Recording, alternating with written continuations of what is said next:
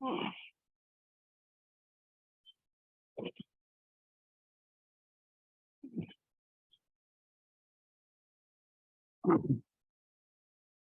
तो हम लोग थर्मोडायनेमिक्स प्रॉब्लम्स डिस्कस कर रहे थे, है ना? किए हो तुम लोग प्रॉब्लम्स? नहीं किए हो?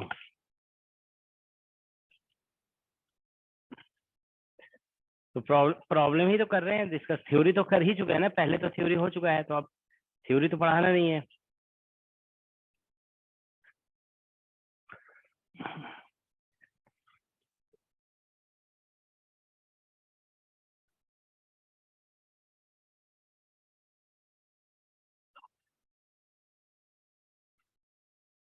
निकालो प्रॉब्लम तुम लोग।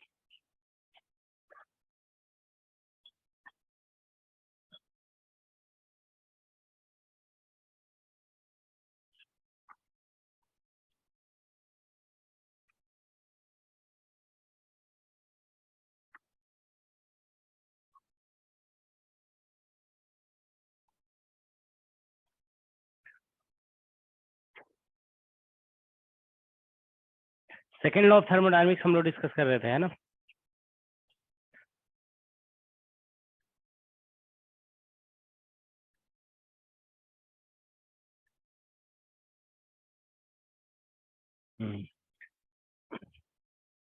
फर्स्ट लॉ ऑफ थर्मोडायनेमिक्स हो गया था entropy, and second law of thermodynamics का असाइनमेंट हम लोग स्टार्ट किए थे, है ना? तो चलो इसी से देखते हैं, कुछ क्वेश्चंस वगैरह डिस्कस करते हैं।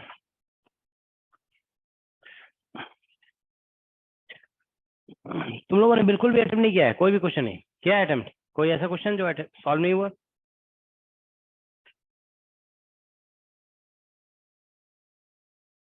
इसमें तो बहुत क्वेश्चन है। कितना? 73 क्वेश्चन है इसमें।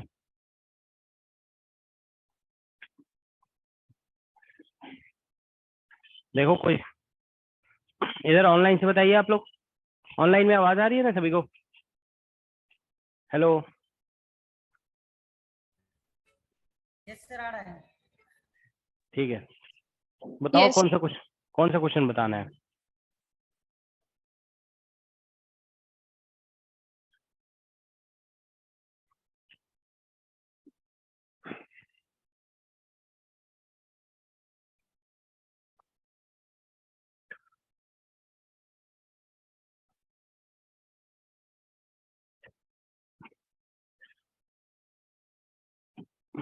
तुम लोग तो पूछ ही नहीं रहे हो।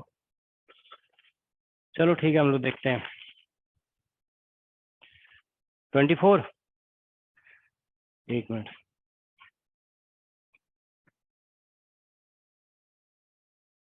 क्वेश्चन 24 देखो जरा।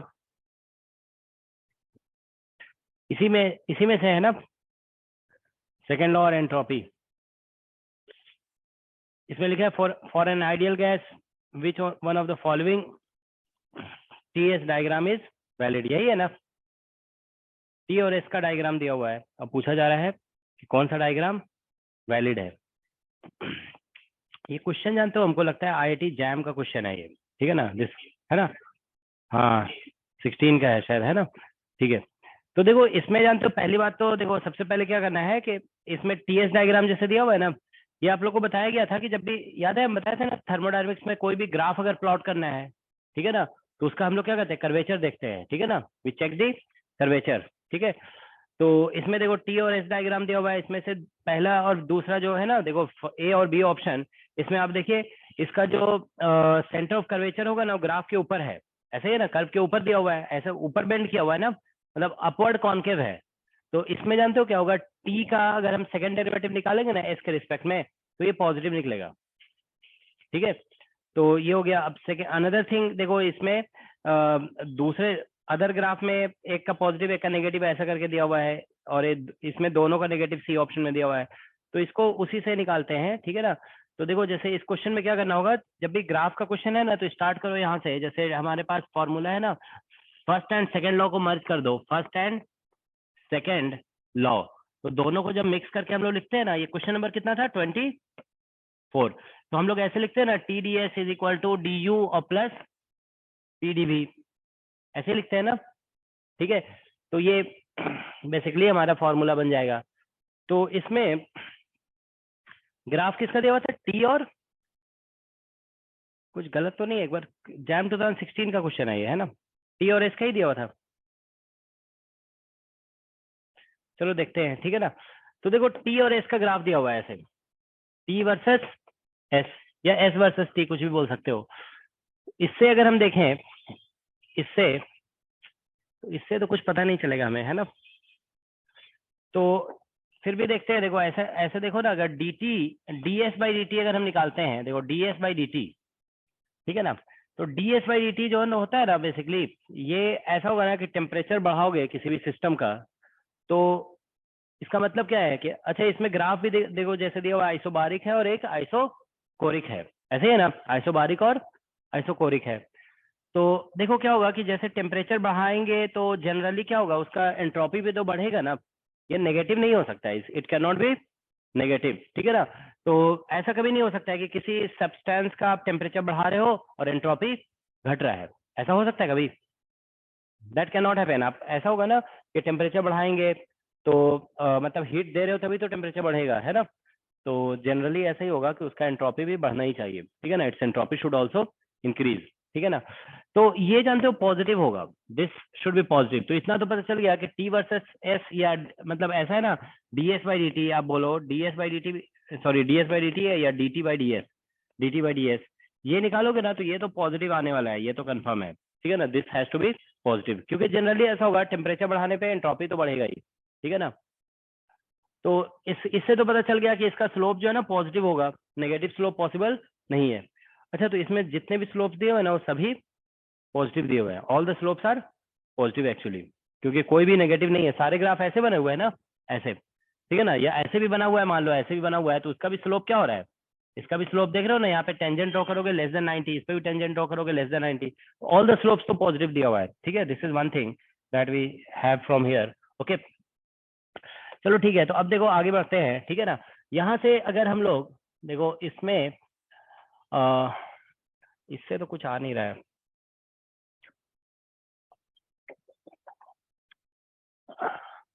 अब हमको इसका जानते हो सेकंड डेरिवेटिव पता करना है, we have to find its second derivative, second derivative से पता चलेगा। तो चलो देख लेते हैं, देखो इसको कुछ लॉजिक तो लगानी पड़ेगा, ठीक है ना। देखो D S by D T है ना, अगर जैसे मान लो ऐसे देखो सीवी जैसे हम लोग लिखते हैं सीवी, तो क्या क्या लिखते हैं, सीवी इज इक्वल टू इसको लिखते हो D Q by D T at constant volume, ठीक है ना। तो इसको ऐसे लिख देते हैं टी, और ये बन जाएगा del S by del T at constant volume, ऐसे लिखते हो, है ना। तो ये del S by del T जैसा टर्म आ गया, ठीक है।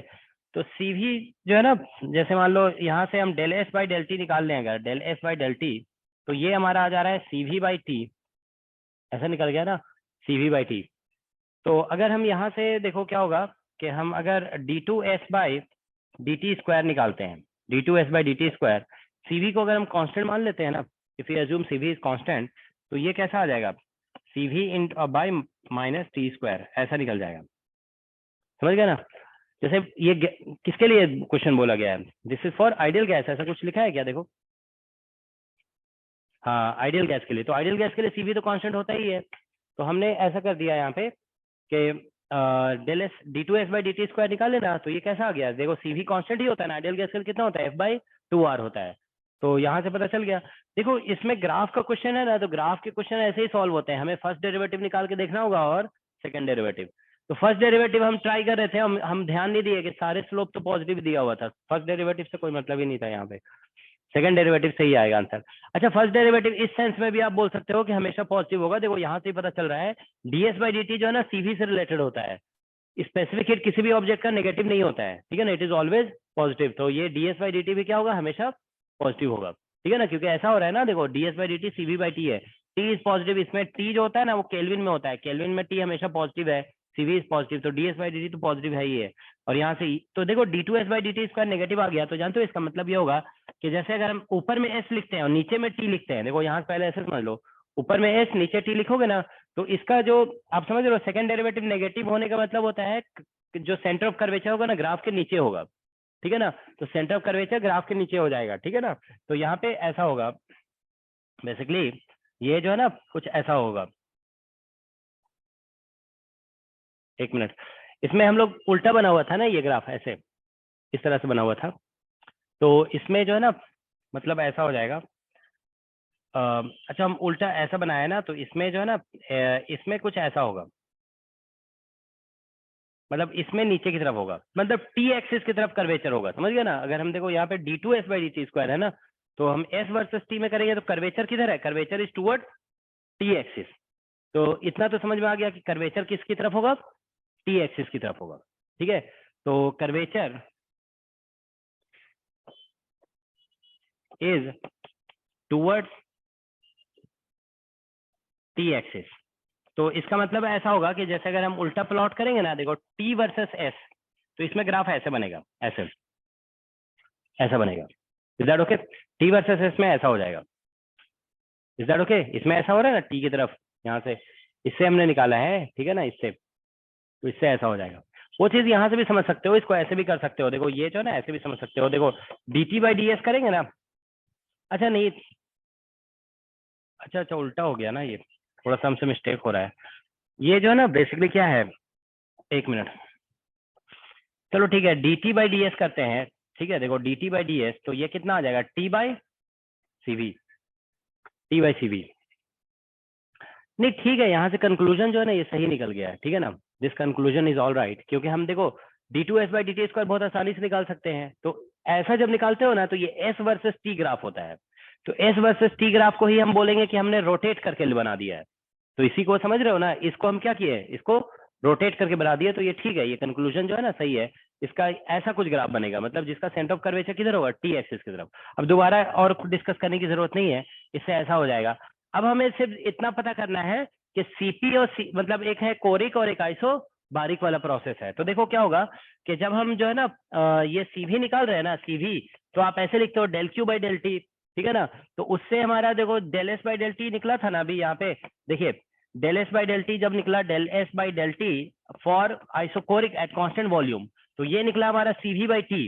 तो इसी लॉजिक से del S by del T जब निकालोगे ना, del S by del T at constant pressure, ठीक है ना, तो ये निकलेगा सीपी बाई टी निकलेगा। Is that okay, CP by T. तो इसमें देखिए अब इन दोनों में से, ठीक है, तो del S by del T ये ऐसा कुछ आ जा रहा है। इज दैट ओके, ठीक है। तो अगर हम लोग यहाँ पे दोनों में से कौन ज्यादा होता है, सीपी ज्यादा होता है, ठीक है ना। तो मतलब ऐसे जैसे इसको इंटीग्रेट करके एंट्रोपी निकालोगे ना, तो इस वाले प्रोसेस में एंट्रोपी ज्यादा निकलेगा, ठीक है ना। तो मतलब कांस्टेंट प्रेशर वाले केस में जो है ना एंट्रोपी थोड़ा हायर होगा, ठीक है ना। और कांस्टेंट वॉल्यूम वाले केस में एंट्रोपी थोड़ा कम निकलेगा, समझ रहे हो ना। इसको इंटीग्रेट करके निकालेंगे, ऐसे देखो डीटी से इंटीग्रेट कर देंगे, सीपी कांस्टेंट है सीवी, तो मतलब आप ऐसे बोल सकते हो कि एंट्रोपी, देखो ऐसे बोल देते हैं, entropy in constant pressure case is greater than entropy in constant volume case, constant volume case, तो ऐसा कुछ होगा, ठीक है। तो इसका मतलब जो है ना अगर हम टी वर्सेस, तो देखो ये एंट्रोपी हमें देखना है कि आइसोबारिक प्रोसेस में ज्यादा होना चाहिए। यहाँ से आप क्रॉस मल्टीप्लाई करके एंट्रोपी निकालोगे ना, तो ये, तो इसीलिए इसका करेक्ट आंसर ऐसा हो जाएगा। देखो हम टी वर्सेस एस बना रहे हैं ना, तो ग्राफ का नेचर हमें पता चल गया कि ऐसा कुछ होने वाला है, ये दोनों ऐसे होंगे, ठीक है ना। तो इसमें ये वाला जो होगा ना, दिस वन, ये होगा आइसोबारिक, क्योंकि देखो एंट्रोपी एक्सिस इधर है ना। तो आप ऐसे देखो यहाँ पे, जैसे मान लीजिए एक ही टेम्परेचर पे अगर हम कंसिडरेशन करते हैं दो वैल्यूज, तो एक ही टेम्परेचर पे दो वैल्यूज, देखो इसमें एंट्रोपी इस साइड, एंट्रोपी इस साइड ज्यादा आ रहा है, ठीक है ना। तो ये हायर होगा, ये लोअर हो जाएगा, तो ये आइसोबारिक होगा और ये होगा आइसोकोरिक, ये आइसोकोरिक हो जाएगा। समझ में आया, देखो इस साइड एंट्रोपी बढ़ रहा है ना, तो इसका एंट्रोपी ज्यादा है। इसको लॉजिक समझ में आ रहा है, देखो इसको इंटीग्रेट करेंगे ऐसे क्रॉस मल्टीप्लाई करके, तो क्या निकलेगा, इससे एंट्रोपी जो निकलेगा ना वो ज्यादा होगा, क्योंकि CP is greater generally. Is that okay, तो इसीलिए ऐसा हो गया, ठीक है। तो इसमें समझ में आ गया ना सभी को। देखो हम यहाँ से ऐसे कंक्लूजन निकाल लिए, जैसे D to S by D T square निकाल रहे हैं ना, तो एस वर्सेस टी का ग्राफ हमें पता चल गया कि इसका कर्वेचर इधर होगा, तो समझ लो कि ये ग्राफ उसी का उल्टा किया हुआ है, रोटेट किया हुआ है। तो मतलब centre of curvature T axis की तरफ है, तो यहाँ पे ऊपर टी लगाया है ना, तो इधर ऐसे बना देंगे, ठीक है। तो बस ये हो गया, हो जाएगा। ये मैथमेटिक्स है, इसमें जानते हो फिजिक्स बहुत ज्यादा कुछ है नहीं है, ठीक है। तो इसका आंसर देखो ये दिया हुआ है ऐसा वाला, इसमें नीचे जो है ना आइसोबारिक आएगा। ऑलराइट, ठीक है, ये आईआईटी जैम का क्वेश्चन है ना। ठीक है, तो इसका बी ऑप्शन करेक्ट हो जाएगा। ओके, नहीं इसका कौन सा, ए ऑप्शन, ए आएगा है ना, ए is the correct.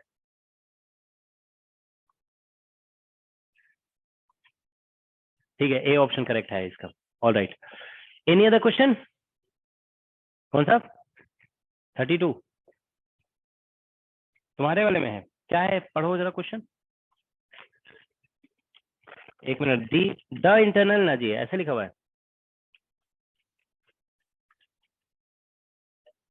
Internal energy. एक मिनट रुको, अच्छा हाँ, the internal energy of a system is given by B S cube V N, ऐसा है। ठीक, यही है ना, B S cube divide by V N, ये नहीं है? एक मिनट एक मिनट, द इंटरनल एनर्जी का तो यही है क्वेश्चन इसमें तो। क्या दिया हुआ है फिर बताओ तुम, इंटरनल एनर्जी कितना दिया हुआ है?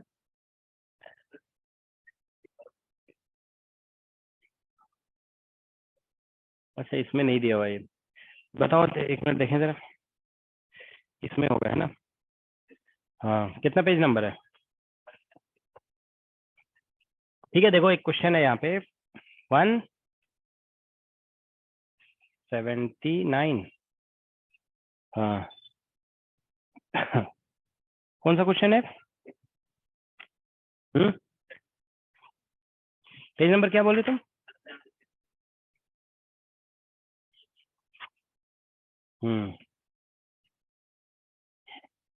हाँ ठीक है, ऐसा है क्वेश्चन, देखो यहाँ पे क्वेश्चन में लिखा है internal energy of system is expressed as, देखो इंटरनल एनर्जी जो है ना इस तरह से लिखा हुआ है, s टू द पावर 4/3 और v to the power alpha, है ना, ये लिखा हुआ है, वेयर अल्फा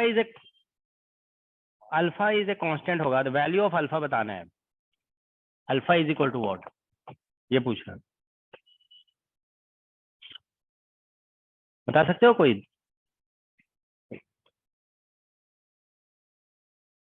हम्म,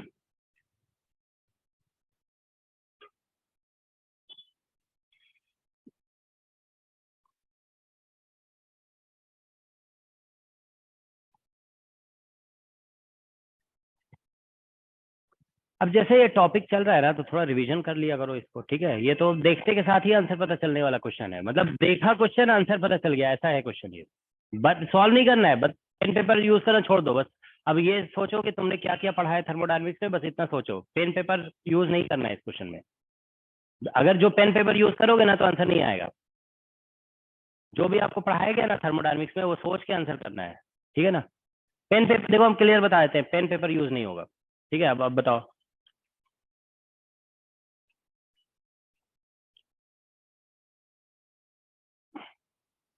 एक कॉन्सेप्ट बताए थे तुम लोग को थर्मोडायनेमिक्स में, क्या? हाँ, ये बताया गया था ना कि इंटरनल एनर्जी जब लिखते हैं ना तो वो एक्सटेंसिव वेरिएबल का टोटल पावर 1 पे डिपेंड करता है, ठीक है ना। तो देखो इंटरनल एनर्जी का फॉर्मूला है, दोनों बताए थे, एंट्रोपी का फॉर्मूला निकालिए या इंटरनल एनर्जी का फॉर्मूला निकालिए, वो एक्सटेंसिव वेरिएबल के टोटल पावर कितने पे डिपेंड करता है, 1 पे।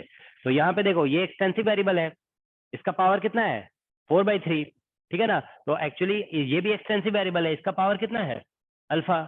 तो इन दोनों का टोटल पावर कितना होना चाहिए, 1, ठीक है ना। तो कितना लिखोगे यहाँ पे, तो 1 आ जाएगा, 1/3 लिख देंगे तो कितना आ जाएगा, अच्छा -1/3 है ना, -1/3 से 1 आ जाएगा, तो बस हो गया। ऐसे भी लिख दो यहाँ पे 4/3 plus alpha should be equal to 1, तो alpha should be equal to, ठीक है ना, -1/3, ठीक है, आंसर आ गया, ठीक है, बस यही आंसर होगा। इसमें ये आप लोग को बताया गया ना कि जो इंटरनल एनर्जी का फॉर्मूला होता है और क्या कहते हैं एंट्रोपी का भी जो फॉर्मूला होता है वो एक्सटेंसिव वेरिएबल के टोटल पावर 1 पे डिपेंड करता है, ठीक है ना। कोई भी फॉर्मूला निकाल के देख लो इंटरनल एनर्जी का, जो स्टैटिस्टिकल मैकेनिक्स वगैरह में आप पढ़ते हो, ठीक है ना, उसमें टोटल पावर 1 आता ही है, ठीक है ना। अगर एक्सटेंसिव वेरिएबल का टोटल पावर 1 नहीं आया ना तो गलत हो जाता है वो फॉर्मूला, ठीक है, बस हो गया ये। हाँ, डायमेंशन से उतना टाइम क्यों लगाएंगे जब ऐसे ही बन रहा है, तो समझ गया ना, ये तो थर्मोडायनेमिक्स का फंडामेंटल कॉन्सेप्ट है, ये समझ रहे हो ना, फंडामेंटल कॉन्सेप्ट है थर्मोडायनेमिक्स का। अगर 1 नहीं आएगा ना तो गलत हो जाएगा, मान लो डायमेंशनली करेक्ट भी हो रहा है लेकिन अगर टोटल पावर 1 नहीं हो रहा है ना तो गलत हो जाएगा वो, ठीक है। ये आप लोग को बताया गया ना पहले, याद आया सभी को? ठीक है, और कोई क्वेश्चन?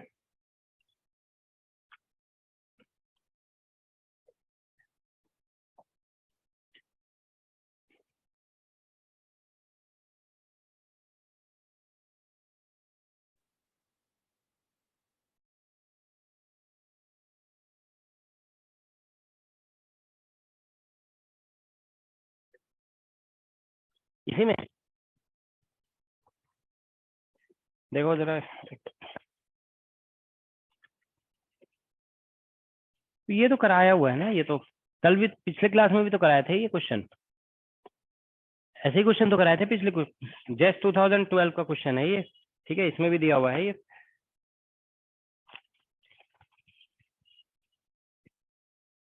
एक मिनट, इस बार भी तो आया था ये क्वेश्चन, जस्ट 2021 में भी तो यही आया था। तो ये क्वेश्चन ये लोग पूछ रहे हैं,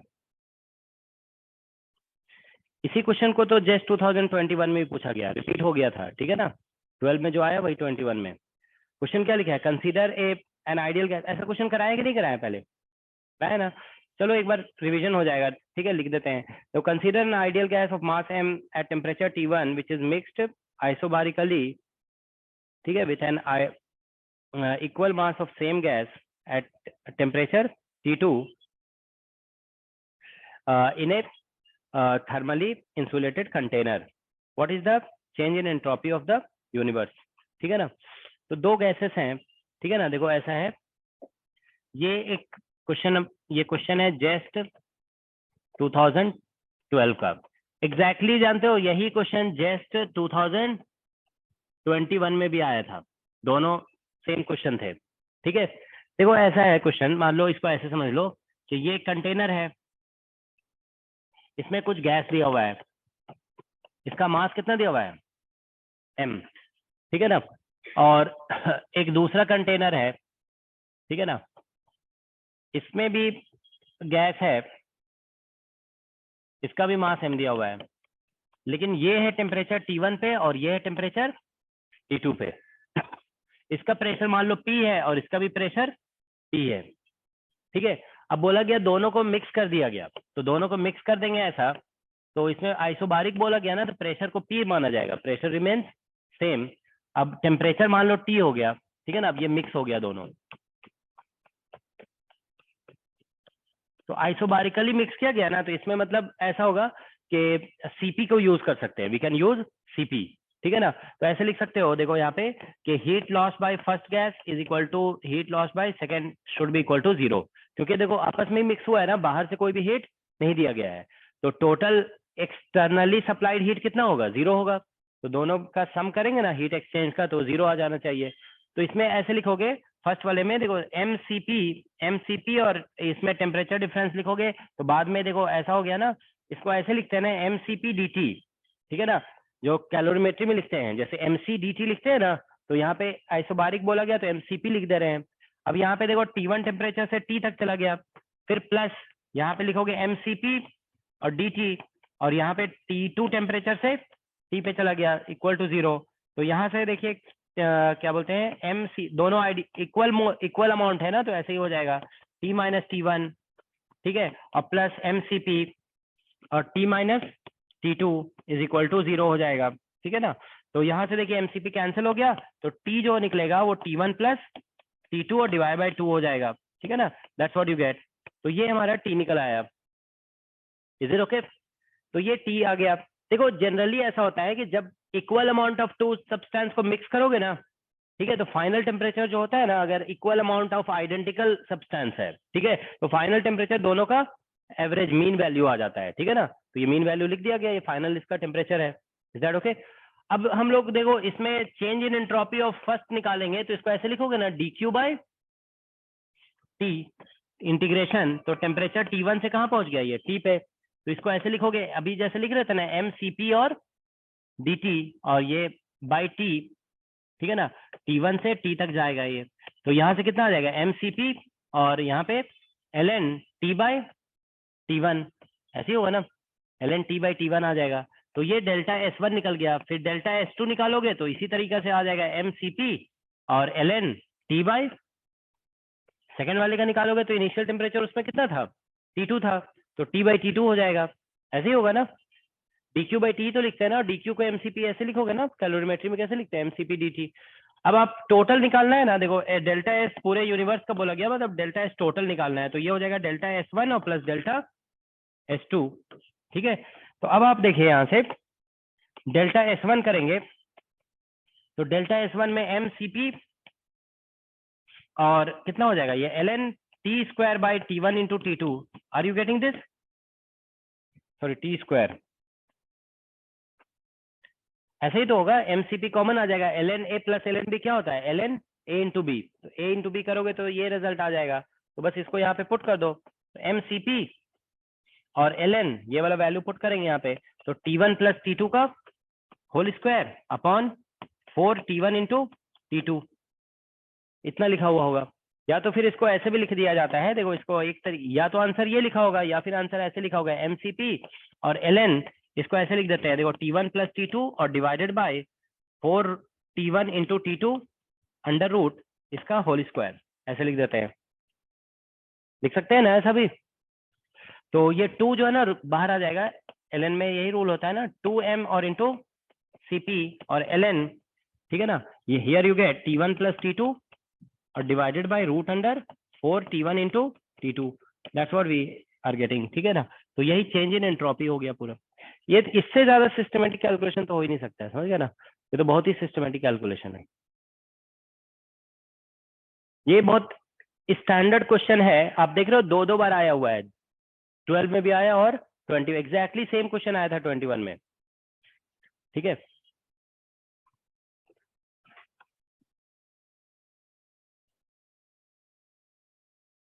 तो इसका करेक्ट आंसर कौन सा आ रहा है, ऑप्शन ए है ना, ठीक है। एनी अदर क्वेश्चन,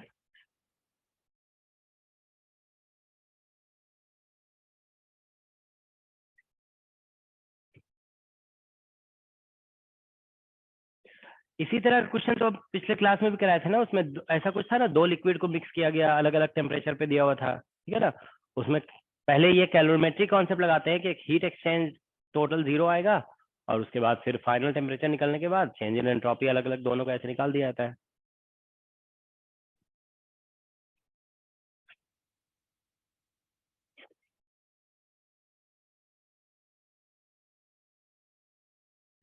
और बोलो कौन सा क्वेश्चन है, तुम लोग जब जो टॉपिक चल रहा होता है ना उसके भी क्वेश्चन सॉल्व किया करो, अभी हम पता चला पढ़ा रहे हैं थर्मो, तुम ईएमटी और मैथमेटिकल कर रहे हो, ठीक है, मतलब ठीक है वो करते रहो पैरेलल, लेकिन जानते हो थोड़ा डिस्ट्रीब्यूशन सही रखा करो, जैसे जैसे जानते हो क्या है कि हाँ,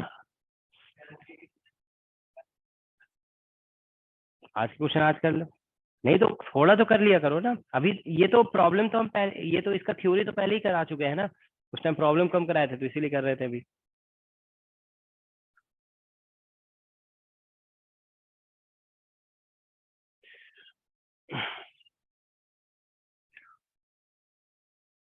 और याद तो तुम लोग को ऐसे भी नहीं रहता है, कुछ भी तो याद नहीं है, सब भूल गए हो। हाँ 20, हाँ बोलो क्या कंफ्यूजन है,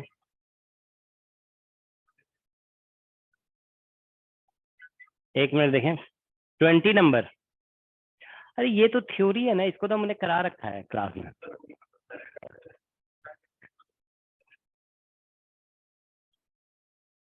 एक मिनट क्या बोल रहे हो तुम, फिर से बोलो। हाँ हाँ हाँ हाँ हाँ हाँ, हम्म,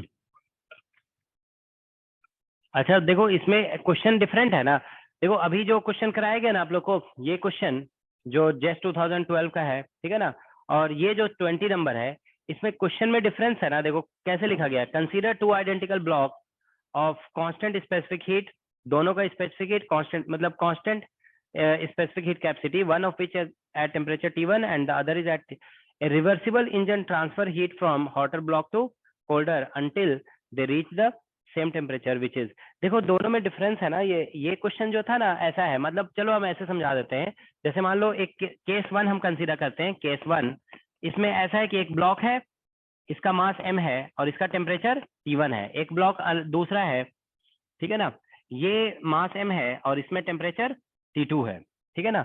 अब देखो क्या होता है कि ये दोनों को हम मान लो कांटेक्ट में ले आते हैं, ऐसा है, ऐसे कांटेक्ट में ले आए। अब हम ये मानकर चलते हैं ना, इसमें देखो ये जो प्रोसेस होता है ना, मान के चलते हैं कि इसमें बाहर से ये इंसुलेटेड है, ये कोई भी हीट जो है ना इसमें, समझ रहे हो ना, ये माना जाता है कि इसमें कोई भी एनर्जी जो है ना कहीं और नहीं जा रहा है, energy is not going anywhere. Is that okay? तो इसमें क्या हुआ कि जितना जैसे मान लो T1 हम मान लेते हैं कि T1 is greater than T2, तो इसमें क्या होगा कि इससे इसमें हीट फ्लो कर गया, ठीक है ना। तो जितना हीट इससे फ्लो करे, देखो ये हीट लूज कर रहा है, तो इसमें चेंज इन हीट नेगेटिव बोलोगे, हम लोग थर्मोडायनामिक्स का कन्वेंशन यही होता है ना, हीट लॉस्ट इज नेगेटिव और हीट गेन्ड इज पॉजिटिव। तो इसका dq पॉजिटिव होगा, तो दोनों का सम कितना आएगा? 0। तो पूरे अगर दोनों को एज ए होल देखो, ये वन था और ये 2 था, 1 और 2 को एज ए होल देखेंगे तो सराउंडिंग से कोई हीट लिया क्या ये, या सराउंडिंग में कोई भी हीट नहीं दिया। तो इसमें तो हम लोग ऐसे बोल सकते हैं ना, डेल्टा क्यू टोटल कितना आया इसमें, दैट इज इक्वल टू 0। और ये चीज ध्यान रखोगे, ये अपने आप स्पॉन्टेनियस प्रोसेस है, ये कैसा प्रोसेस है? स्पॉन्टेनियस। तो जितने भी स्पॉन्टेनियस प्रोसेस होते हैं ना, वो सभी इरिवर्सिबल होते हैं, इरिवर्सिबल प्रोसेस है ये। तो इसीलिए देखो इसमें जो एंट्रोपी चेंज निकला ना, वो डेल्टा एस कितना निकला? Greater than 0। आपको बताया गया ना, कोई भी इरिवर्सिबल प्रोसेस होगा उसमें चेंज इन एंट्रोपी कितना निकलता है? पॉजिटिव निकलता है, दैट इज पॉजिटिव। तो ये पॉजिटिव निकल गया यहाँ पे, तो ठीक है ना। तो ये स्पॉन्टेनियस अपने आप ये प्रोसेस होता है। अगर आप ये बताइए कि कभी ऐसा उल्टा अपने आप तो नहीं हो सकता है ना, उल्टा आपको कराना पड़ेगा। तो देखो इस डायरेक्शन में प्रोसेस अपने आप हुआ, लेकिन रिवर्स कराने के लिए आपको कुछ बाहर से एक रेफ्रिजरेटर लगाना पड़ेगा, तो रिवर्स डायरेक्शन में अपने आप नहीं हो सकता है। तो इसीलिए इसको बोलते हैं ये इरिवर्सिबल प्रोसेस है, मतलब रिवर्स के लिए आपको कुछ दूसरा मैकेनिज्म लगाना पड़ेगा। अब देखो क्या है यहाँ पे, केस 2 हम लोग डिस्कस कर रहे हैं, केस 2। तो इसमें क्या होता है कि जैसे मान लीजिए ये ऑब्जेक्ट है, इसका टेम्परेचर T1 है और दूसरा ऑब्जेक्ट है, इसका टेम्परेचर T2 है। इसमें T1 is greater than T2, ठीक है ना। अब हम क्या कर रहे हैं, इसके बीच में एक इंजन लगा दे रहे हैं। देखो ऐसे बोला गया ना कि इससे इसमें हीट ट्रांसफर किया जा रहा है इंजन के हेल्प से, तो इससे ये हीट लेगा, इसमें हीट देगा और कुछ वर्क में कन्वर्ट करेगा, समझ गया ना। तो अब ये बोला गया, क्वेश्चन में बोल दिया गया कि ये कैसा इंजन है? रिवर्सिबल, ये रिवर्सिबल इंजन है। तो रिवर्सिबल इंजन का मतलब ये होता है ना कि इस पूरे प्रोसेस में जो, मतलब यहाँ पे जो है ना एक रिवर्सिबल प्रोसेस चल रहा है। कैसा प्रोसेस है? रिवर्सिबल प्रोसेस है यहाँ, ठीक है ना। तो ये जो है ना, मतलब देखो इसमें इन्वॉल्व कौन कौन सा है, ये इन्वॉल्व है, ये इन्वॉल्व है, ये इन्वॉल्व है। ये पूरे सिस्टम में जो प्रोसेस है ना, यहाँ से मतलब पूरा ये इसमें वो रिवर्सिबल प्रोसेस चल रहा है, ठीक है ना। अब दूसरी चीज ये देखिए, जैसे मान लीजिए इससे हीट लिया, सपोज करो Q1, इसमें रिजेक्ट किया Q2, तो हम जानते हैं कि Q1 लिया, मान लो इसको हम नेगेटिव बोलेंगे, सपोज करो हीट टेकन, और हीट गिवन को पॉजिटिव बोलते हैं। तो इन दोनों को ऐड करेंगे तो हम जानते हैं कि 0 नहीं होगा, इट इज नॉट 0, क्योंकि क्या है कि कुछ इसका अमाउंट रिजेक्ट भी कर दिया गया है। तो यहाँ पे जानते हो क्या है कि -Q1 ऐसे करेंगे ना, सॉरी -Q1 और +Q2 that is not equal to 0। तो उसमें जैसे हम लोग करते थे ना कि दोनों का सम, इसमें हीट, इससे हीट एक्सचेंज जितना हुआ, इसमें जितना गया, दोनों का सम क्या कर रहे थे? 0, क्योंकि हमें पता था कि इस हीट का कोई भी फॉर्म को चेंज नहीं किया गया या कहीं और रिजेक्ट नहीं किया गया। लेकिन यहाँ तो पता है ना, इंजन है तो ये कुछ तो वर्क भी तो करेगा, ठीक है ना। तो कुछ पार्ट इससे लिया, कुछ पार्ट इसमें दिया और कुछ वर्क में कन्वर्ट कर दिया, तो वो तो 0 नहीं है ना। तो इस मेथड से, तो कैलोरीमेट्री वाले मेथड से तो हम इसको सॉल्व कर ही नहीं सकते हैं, क्योंकि हमें पता नहीं है कि इस इंजन की एफिशिएंसी कितनी है और इसका प्रोसेस नहीं पता है ना। जैसे मान लो कार्नोट इंजन तो नहीं बोला गया, बोला गया रिवर्सिबल इंजन है। अब कार्नोट इंजन बोला जाता तो हम, वो एक अलग बात होती, ठीक है ना, उसमें प्रोसेस हमें पता होता है। अब रिवर्सिबल इंजन बोला गया, हमें इसका एफिशिएंसी पता नहीं है, ठीक है ना। तो हम बेसिकली ये सब हम नहीं जानते कि वर्क डन वगैरह कितना है अभी, ठीक है ना। तो फॉर द टाइम, तो इसको सॉल्व करने का तरीका यही है कि रिवर्सिबल बोला गया ना, तो रिवर्सिबल में हम जानते हैं कि चेंज इन एंट्रोपी कितना होता है? 0 होता है। रिवर्सिबल बोल दिया गया ना क्वेश्चन में, इसीलिए ये लगाते हैं, ठीक है ना। तो ये रिवर्सिबल प्रोसेस है। अच्छा, ये समझ में आ रहा है ना कि इसमें ये 0 नहीं हो रहा है, तो इसीलिए हम लोग नहीं जानते कि इसको कैसे सॉल्व करें। We don't know how to solve it, is that okay? तो इसको यूज नहीं कर सकते इसीलिए, ठीक है। या ऐसा कह सकते हो कि यहाँ पे यही होगा कि Q1 माइनस Q2 का मॉडुलस निकालोगे ना, ऐसे मॉडुलस, तो that will be equal to work done. तो कितना वर्क हुआ वो हम जानते ही नहीं है, तो हम इस मेथड से कैलकुलेट नहीं कर सकते हैं, समझ गया ना। तो इसीलिए इसको एंट्रोपी के मेथड से कैलकुलेट किया जाता है। तो फिर इसमें ये आता है ना कि ये उस टाइम तक वर्क करता रहेगा जब तक दोनों का टेम्परेचर सेम ना हो जाए, है ना। तो इसका आंसर फिर कितना निकलता है, याद है ना, इक्वल टेम्परेचर आता है root under T1 into T2। ये इंपॉर्टेंट फॉर्मूला है, जानते हो, नेट में पूछा गया, जैम में पूछा गया, सब में ये क्वेश्चन, ये वाला फॉर्मूला पूछा गया है कि अगर रिवर्सिबल इंजन लगा देंगे तो दोनों का टेम्परेचर कितना हो जाएगा फाइनल। तो root under T1 into T2 आता है। और इसका वर्क डन फिर आता है, वर्क डन का भी फॉर्मूला एक सिंपल सा है ना, है ना। इसमें देखोगे नेक्स्ट क्वेश्चन जो दिया ना, हाँ कुछ ऐसा आता है, root under T1 minus T2, है ना, और root under T1 minus root under T2 और फिर इंटू बाहर में C होता है ना, उसका इसका हीट कैपेसिटी का C है ना, तो ऐसा कुछ आता है, root under T1 minus root under T2, ठीक है ना, इसका होल स्क्वायर, ऐसा कुछ आता है, ठीक है ना। ये इसका वर्क डन होता है। तो ये दो चीजें तो आप लोग याद ही रखोगे, ठीक है ना, ये तो आ जा सकता है एग्जाम में डायरेक्टली, इसका वर्क डन इतना आता है, ठीक है ना, ठीक है। Anything else? Sir batch number 4 में पूरा कंटेंट ऐड नहीं हुआ है सर, मतलब ऑर्डर में नहीं हुआ है।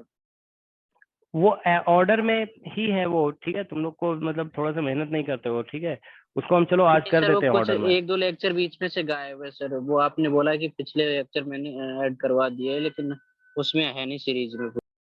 बैच नंबर हम 4 उसको की बात ऑर्डर कर में रहे अभी हैं करवा देते हैं, तुम लोग थोड़ा सा देखते नहीं हो ना उसको, ठीक है, हम करवा देते हैं ऑर्डर में, ठीक है, और फिर देख लोगे उसको, ठीक है। जी सर, बैच 4 की बात कर रहे हैं सर। हाँ हाँ, बैच 4 की बात कर रहे हैं, उसमें है लेकिन सभी कुछ। हाँ बोलो, और क्या है?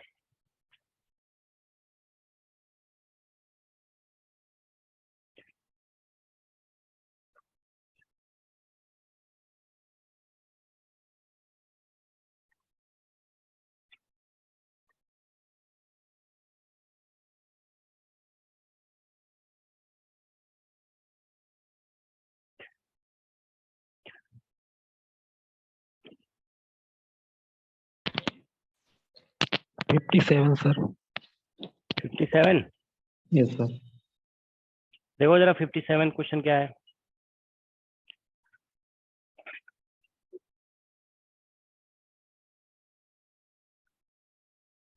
ये थ्योरी है ना, ये तो थ्योरी है, ये रियल गैस का थ्योरी है,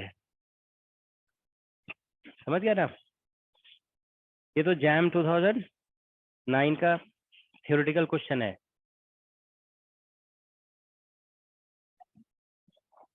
पिछले क्लास में कुछ ऐसा कराए थे ना हम, इंटरनल एनर्जी वगैरह निकलवाए थे इसका। तुम पिछले क्लास में नहीं थे क्या? ये याद है पिछले क्लास में एक क्वेश्चन कराया गया था ना जिसमें इंटरनल एनर्जी निकलवा दिया गया था एक रियल गैस का, ये क्वेश्चन कराया गया था, देखो अभी हम दिखा रहे हैं।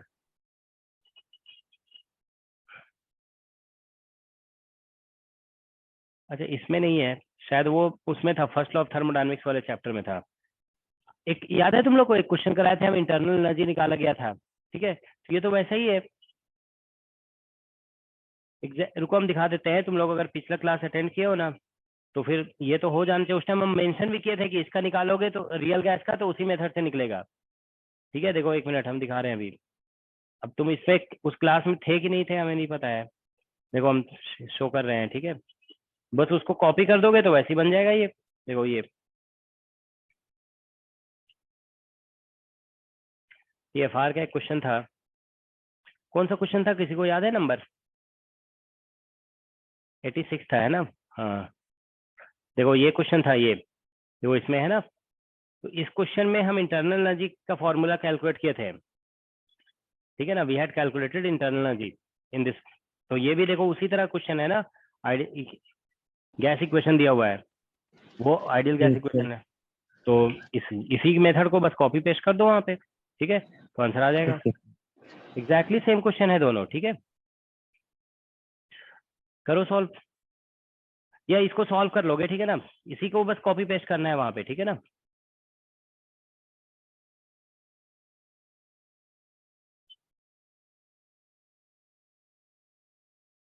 ठीक है, सर वो एक आपने टायर बस्ट का क्वेश्चन कराया था, उसमें सर हाइड्रोवेटिक मान के उसको सॉल्व कराया था, लेकिन सर वो सडनली होता है टायर बस्ट, तो उसमें तो सर इरिवर्सिबल प्रोसेस होता है ना।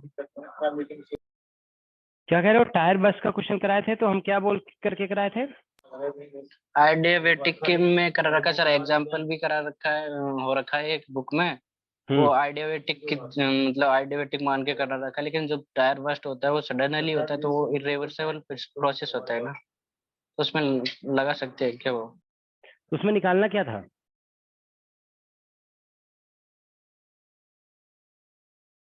उसमें टेम्परेचर निकला हुआ है सर उसमें, बाद में जैसे पहले उसका प्रेशर दे रखा है और बाद का हम्म। प्रेशर तो एटमॉस्फेरिक प्रेशर के बराबर हो जाता है, लेकिन उसका टेम्परेचर बाद में पूछा है तो उन्होंने आइडियाबेटिक के मान के उसको सॉल्व कर रखा है सर, लेकिन वो तो इरेवर्सिबल होता है जब उसको सडनली ब्रस्ट करते हैं तब। नहीं नहीं, तो देखो आइडियाबेटिक प्रोसेस अगर होगा, ठीक है ना, इफ प्रोसेस इज आइडियाबेटिक, ठीक है, तो चाहे रिवर्सिबल हो या इरिवर्सिबल वो तो हम लगा ही सकते हैं। आइडियाबेटिक का जो कंडीशन है ना वो लग जाएगा, ठीक है, तो इसीलिए उसको लगाया गया है। आइडियाबेटिक बोल मतलब है ना प्रोसेस, उसको लगा देंगे वहां पे, ठीक है, क्योंकि आइडियाबेटिक प्रोसेस चाहे जो भी हो, ठीक है ना, अगर वन कंपोनेंट सिस्टम है तो उसमें तो जैसे कोई एक्सचेंज ऑफ हीट नहीं हो रहा है तो उसको एक्सचेंज ऑफ हीट जीरो करके ही कैलकुलेशन करना पड़ेगा।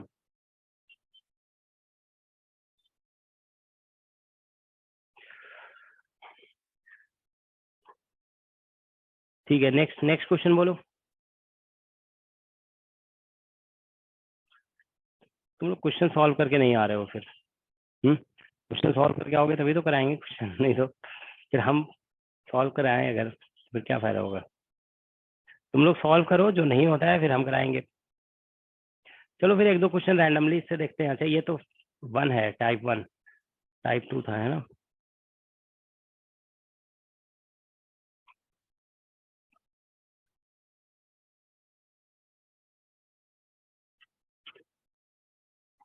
इसको करा दें क्या तुम लोग? अभी जो क्वेश्चन एक स्टूडेंट पूछा था वंडर वॉल गैस का जो है ना इंटरनल एनर्जी का डेरिवेशन,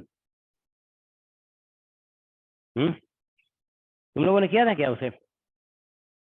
उसको देख करके कर लोगे? 86 क्वेश्चन है ना, वो खुद से मतलब थोड़ा सा प्रैक्टिस भी हो जाएगा, ठीक है, उसको करोगे ना तो एग्जैक्टली उसी तरह तरीके से हो जाएगा ये। चलो एक दो क्वेश्चन और रैंडमली पिक करते हैं, ठीक है ना।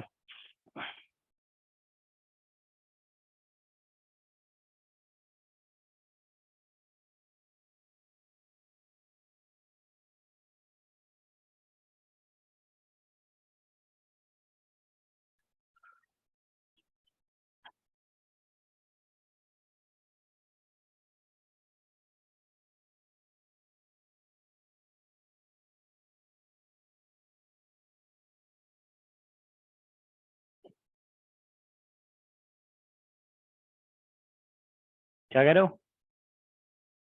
73?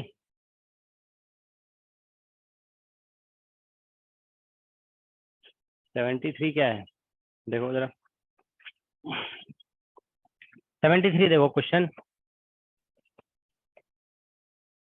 इसमें लिखा गया है imagine a gas that fixed, imagine a gas that a fixed total internal energy and total volume, but particles can flow in and out of the system. So Legendre transform of the entropy function versus total number of particles may be expressed as.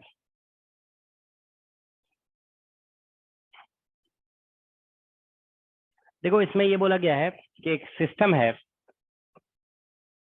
ठीक है ना, इसमें बोला गया है कि इसका internal energy you जो है ना वो कांस्टेंट है, यू इज कांस्टेंट, और इसमें बोला गया है इसमें पार्टिकल इनसाइड आउटसाइड जा सकता है, ठीक है ना, particle there is exchange of particles, okay. So imagine a gas that fix total internal energy and total volume, अच्छा वॉल्यूम भी इसका कांस्टेंट है, भी इज कांस्टेंट,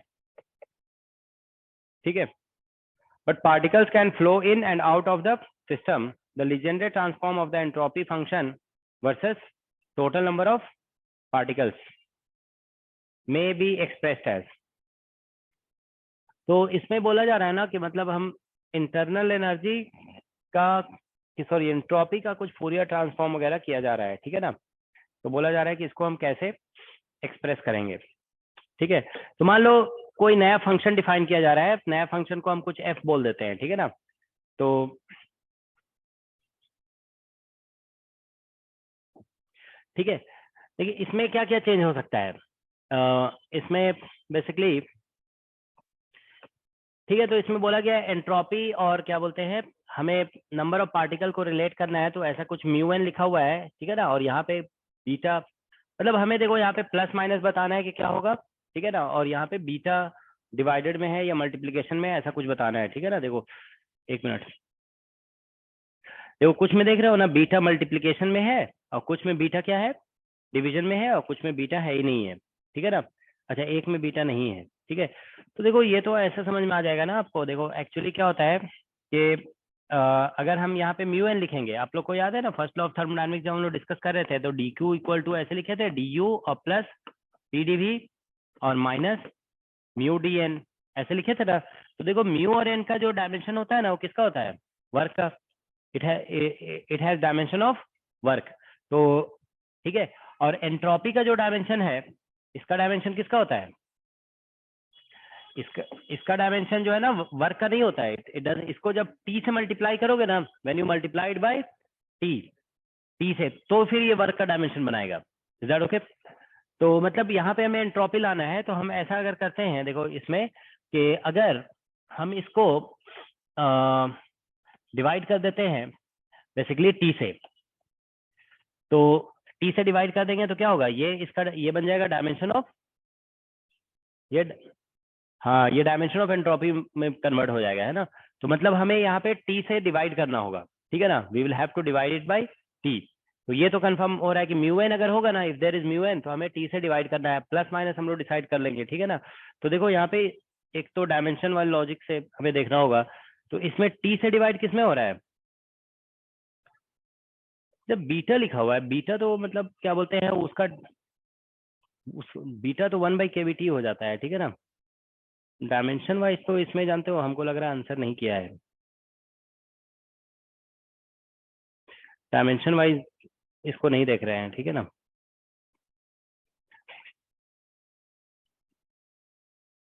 क्योंकि डायमेंशन वाइज तो मैच नहीं कर रहा है, क्योंकि टी से जब डिवाइड करेंगे ना तभी आएगा। तो एक्चुअली अगर ऐसे देखा जाए ना, सपोज करो केबी को अगर मान लो हम 1 मान लेते हैं, केबी इज 1 सपोज, तो ऐसा कुछ आ सकता है एस प्लस माइनस और बीटा म्यू एन होना चाहिए, कुछ ऐसा, या ऐसा भी तो हो सकता है बीटा, चलो ठीक है, अभी मान लेते हैं कि beta is some parameter which will adjust its, लेकिन कुछ में डिवाइडेड बाय भी बीटा है ना, तो थोड़ा उससे ये हो रहा है, ठीक है ना।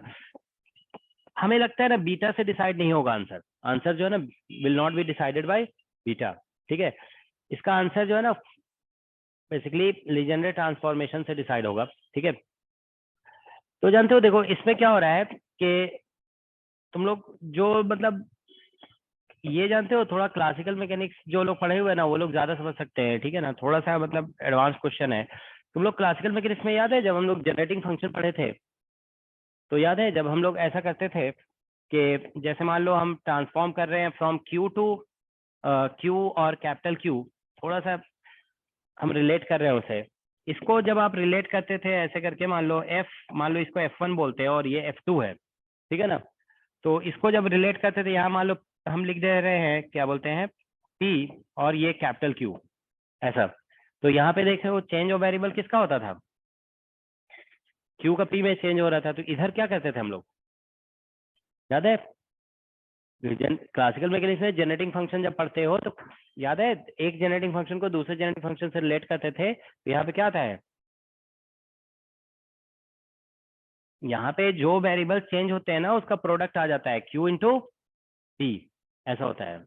जो वेरिएबल देखो Q चेंज में हुआ ना P में, तो Q इंटू P आ जाएगा। Is that okay? तो यहाँ पे देखो बेसिक, ठीक है ना, तो वैसे ही यहाँ पे म्यू इंटू एन आ रहा है ना, तो इसका मतलब जानते हो क्या होगा कि इसमें से म्यू, ये जैसे है ना, ये मान लो एन का फंक्शन था, तो अब ये जो होगा वो म्यू का फंक्शन होगा, समझ गया, ये इसका मतलब है। इट इज फंक्शन, मतलब ऐसा होगा यहाँ पे जैसे म्यू इंटू एन आ रहा है ना, यहाँ पे बेसिकली यही रूल होता है इसमें जनरेटिंग फंक्शन में, कि जैसे जिस वेरिएबल को आप ट्रांसफॉर्म कर रहे हो ना, जैसे क्यू को पी में चेंज कर रहे हो, तो यहाँ पे बेसिकली क्यू और पी का प्रोडक्ट आता है। तो यहाँ पे अभी फॉर द टाइम बिंग हम ऐसे मान लेंगे एफ इक्वल टू, जैसे एस लिखा हुआ है ना, और यहाँ पे प्लस माइनस चाहे जो भी है म्यू इंटू एन लिख दिया गया है, ठीक है ना, बीटा वगैरह तो रहने दो, ठीक है ना। तो हम लोग जानते हो क्या करेंगे कि इसमें ये मान कर चलेंगे कि ये जो एफ है ना, ये मान लो एन का फंक्शन था, तो अभी इसको हम मान रहे हैं कि म्यू का फंक्शन है, it is function of mu, ये मानना पड़ेगा, ठीक है ना। तो इज दैट ओके? तो यहाँ पे ऐसा होगा कि डेल एफ, जैसे हम ऐसे लिखेंगे ना, del F by del mu, अगर मान लो हम लिखते हैं del F by del mu, तो ये बेसिकली एन आ जाएगा इधर से, प्लस माइनस एन जो भी है, ठीक है। और अगर हम डेल एस बाई, देखो एक minute, del S by del N करते हैं, देखो इसको म्यू से डिफरेंशिएट किया ना हमने, तो म्यू से डिफरेंशिएट किया तो ये म्यू का फंक्शन था, ये नहीं था तो ये जीरो हो जाएगा, यहाँ से म्यू डिफरेंशिएट हो जाएगा तो एन आ जाएगा। लेकिन एस से डिफरेंशिएट करोगे ना, देखो del S by del N, तो यहाँ पे इधर जीरो हो जाएगा और इधर आ जाएगा प्लस माइनस, एस एन से डिफरेंशिएट कर रहे हैं तो ये म्यू आ जाएगा, ऐसा आएगा। तो अब देखो समझ में आ जाएगा। यहाँ से देखिए हम लोग इसको जैसे लिखते हैं ना, ये वाला इक्वेशन है T D S is equal to D U और प्लस पी डी वी और माइनस म्यू डी एन, ऐसा होता है। तो देखो u कांस्टेंट बोला है, v भी कांस्टेंट बोला गया, क्वेश्चन में बोला गया ना इंटरनल एनर्जी कांस्टेंट है, तो ये जीरो हो जाएगा, तो यहाँ से ऐसा हो जाएगा T D S is equal to minus mu D N. तो यहाँ से जो है ना, देखो basically mu is equal to आ जाएगा टी और कैसा आ रहा है D S by D N, ऐसा होगा, ठीक है ना।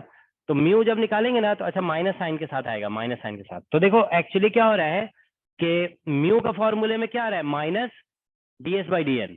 इससे समझ रहे हो ना, देखो यहाँ से अगर हम u को कांस्टेंट v को कांस्टेंट मानते हैं, इसकी जगह TDS लिख देते हैं, तो म्यू का फॉर्मूला जो बनेगा ना, म्यू इज इक्वल टू, वो कितना आ रहा है, t एक रहेगा इधर और del S by del N आ रहा है विथ नेगेटिव साइन आ रहा है यहाँ पे। तो आप ऐसे सोचिए, यहाँ से अगर आप यहाँ पे पॉजिटिव साइन लोगे ना तो म्यू निकालोगे तो नेगेटिव में आएगा, और अगर नेगेटिव यूज करोगे तो क्या आ जाएगा, पॉजिटिव में आ जाएगा। तो इसका मतलब ये तो कंफर्म हो गया कि यहाँ पे यूज जो होगा ना वो पॉजिटिव यूज होगा।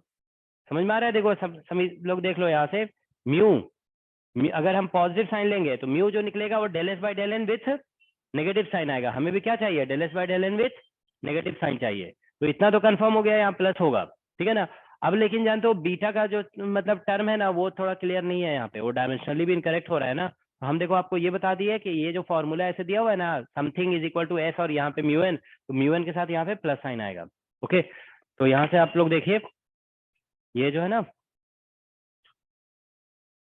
तो प्लस किस में दिया हुआ है, अच्छा सी और डी में दिया हुआ है, तो सी और डी में से कोई एक होगा। अब हम अगर मान लो इसको बोल दें कि ये डायमेंशन को बैलेंस करने के लिए बीटा लिखा हुआ है, तो देखो डी ऑप्शन में तो डायमेंशन बिल्कुल बैलेंस नहीं हो रहा है, क्योंकि उसमें म्यू एन का डायमेंशन क्या है, वर्क का डायमेंशन है। बीटा मान लो डायमेंशन बैलेंस करने के लिए कुछ लिखा हुआ है यहाँ पे, ठीक है ना। तो इसका मतलब मोस्ट प्रोबेबल इसका आंसर क्या होना चाहिए, सी होना चाहिए। डायमेंशनली करेक्ट हो सकता है, डी नहीं। इसका आंसर क्या दिया हुआ है, देखो जरा 73, डी दिया हुआ है, ठीक है। डी नहीं हो सकता है, ठीक है, हम जिसको बोल रहे हैं कि नहीं हो सकता वही दे दिया है, ठीक है। डायमेंशनली जो है ना वो करेक्ट नहीं आ रहा है, ठीक है ना।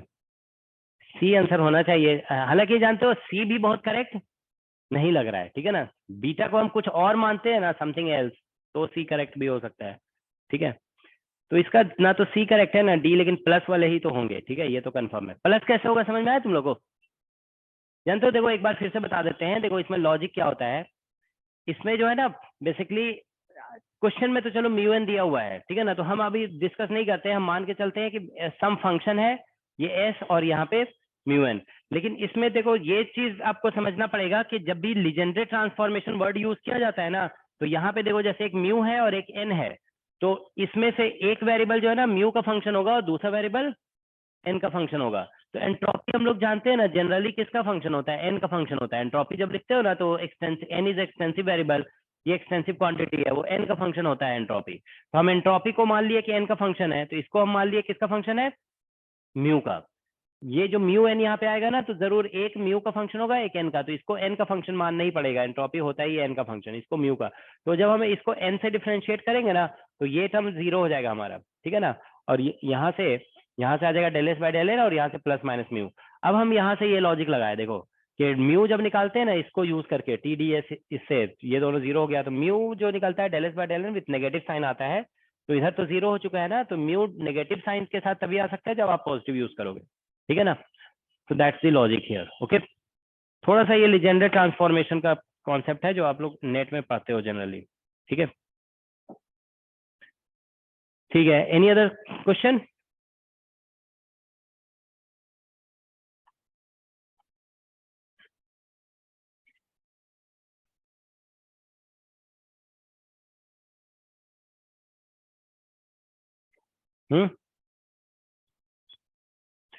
क्वेश्चन सॉल्व किया करो तुम लोग। चलो इसमें नहीं है ना तो हीट इंजन देखते हैं, हीट इंजन के क्वेश्चन। इसको तुम लोग अटेम्प्ट करके आओगे, नेक्स्ट क्लास में फिर डिस्कस करेंगे, ठीक है। हीट इंजन के क्वेश्चन देख लो। कार्नोट इंजन करके एक है ना असाइनमेंट, देखो ये।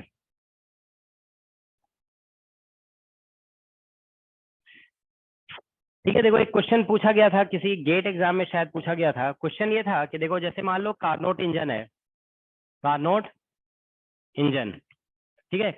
तो कार्नोट इंजन में एक बार जो है ना हम वर्किंग सब्सटेंस जो है ना, वर्किंग WS वर्किंग सब्सटेंस लिख रहे हैं, वो मान लो आइडियल गैस है, आइडियल गैस। और एक बार कार्नोट, दूसरा कार्नोट इंजन लिया हमने, ये कार्नोट इंजन 1 है, ये दूसरा है, ये कार्नोट इंजन है, ठीक है ना। ठीक है, तो कार्नोट इंजन 1 और ये कार्नोट इंजन 2 है, ठीक है ना। तो देखो इसमें जो है ना वर्किंग सब्सटेंस दिया हुआ है, वर्किंग सब्सटेंस है बेसिकली फोटोन। तो क्वेश्चन ये पूछा गया कि दोनों कार्नोट इंजन है, किसकी एफिशिएंसी ज्यादा होगी? क्या होगी एफिशिएंसी? एफिशिएंसी ध्यान रखो, कार्नोट इंजन का वर्किंग सब्सटेंस पे डिपेंड नहीं करता है, ठीक है ना। तो दोनों की एफिशिएंसी सेम होगी। Efficiency of 1 will be equal to efficiency of 2। Carnot engine की efficiency independent of working substance है, ठीक है। ऑल राइट,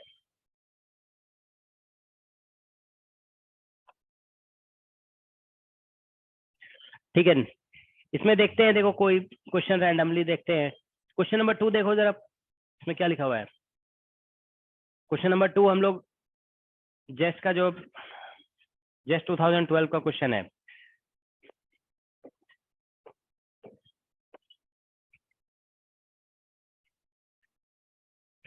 इसमें लिखा है efficiency of perfectly reversible Carnot heat engine operating between absolute zero and temperature T is, अरे ये तो डायरेक्ट हो गया ना, कितना हो जाएगा? 1 हो जाएगा ना, क्योंकि एफिशिएंसी इसकी कितनी लिखते हैं, ईटा इक्वल टू 1 माइनस T2/T1। तो ये तो 1 माइनस और T2 एब्सोल्यूट जीरो दे दिया गया है, तो 0/T1 कर दोगे तो दैट इज इक्वल टू 1 हो जाएगा, ठीक है। सब बेसिक क्वेश्चन भी आ जाता है एग्जाम। ठीक है, क्वेश्चन नंबर 8 देखो जरा, question number 8।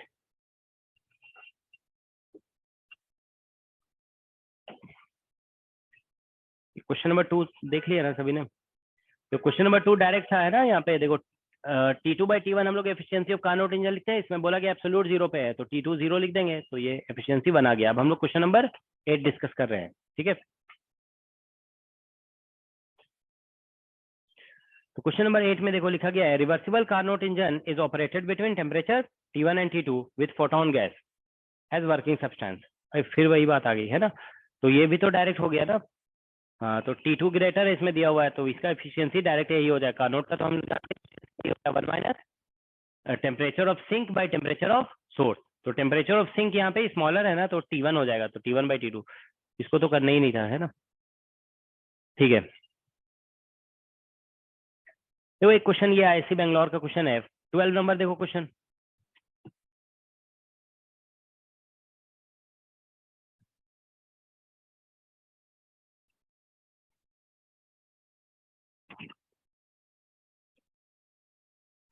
Question number 12,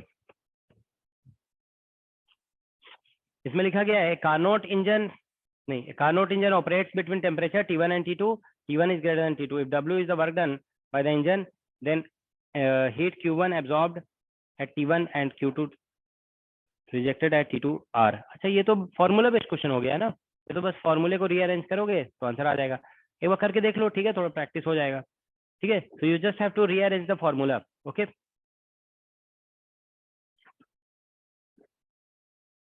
formula based question है ये, फॉर्मूले को अरेंज करो, आंसर आ जाएगा।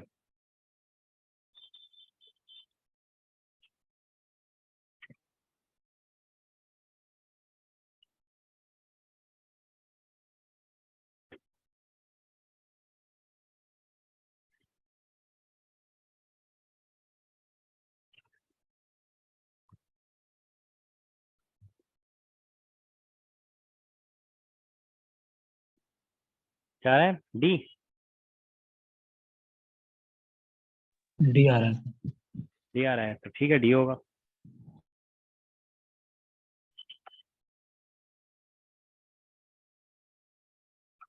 ठीक है, डायरेक्ट क्वेश्चन है। देखो यहाँ पे इसमें ऐसे लिखेंगे Q1/T1 is equal to Q2/T2। Carnot engine है ना, कार्नोट इंजन, ठीक है। और इसमें W इज इक्वल टू हो जाएगा Q1 माइनस Q2।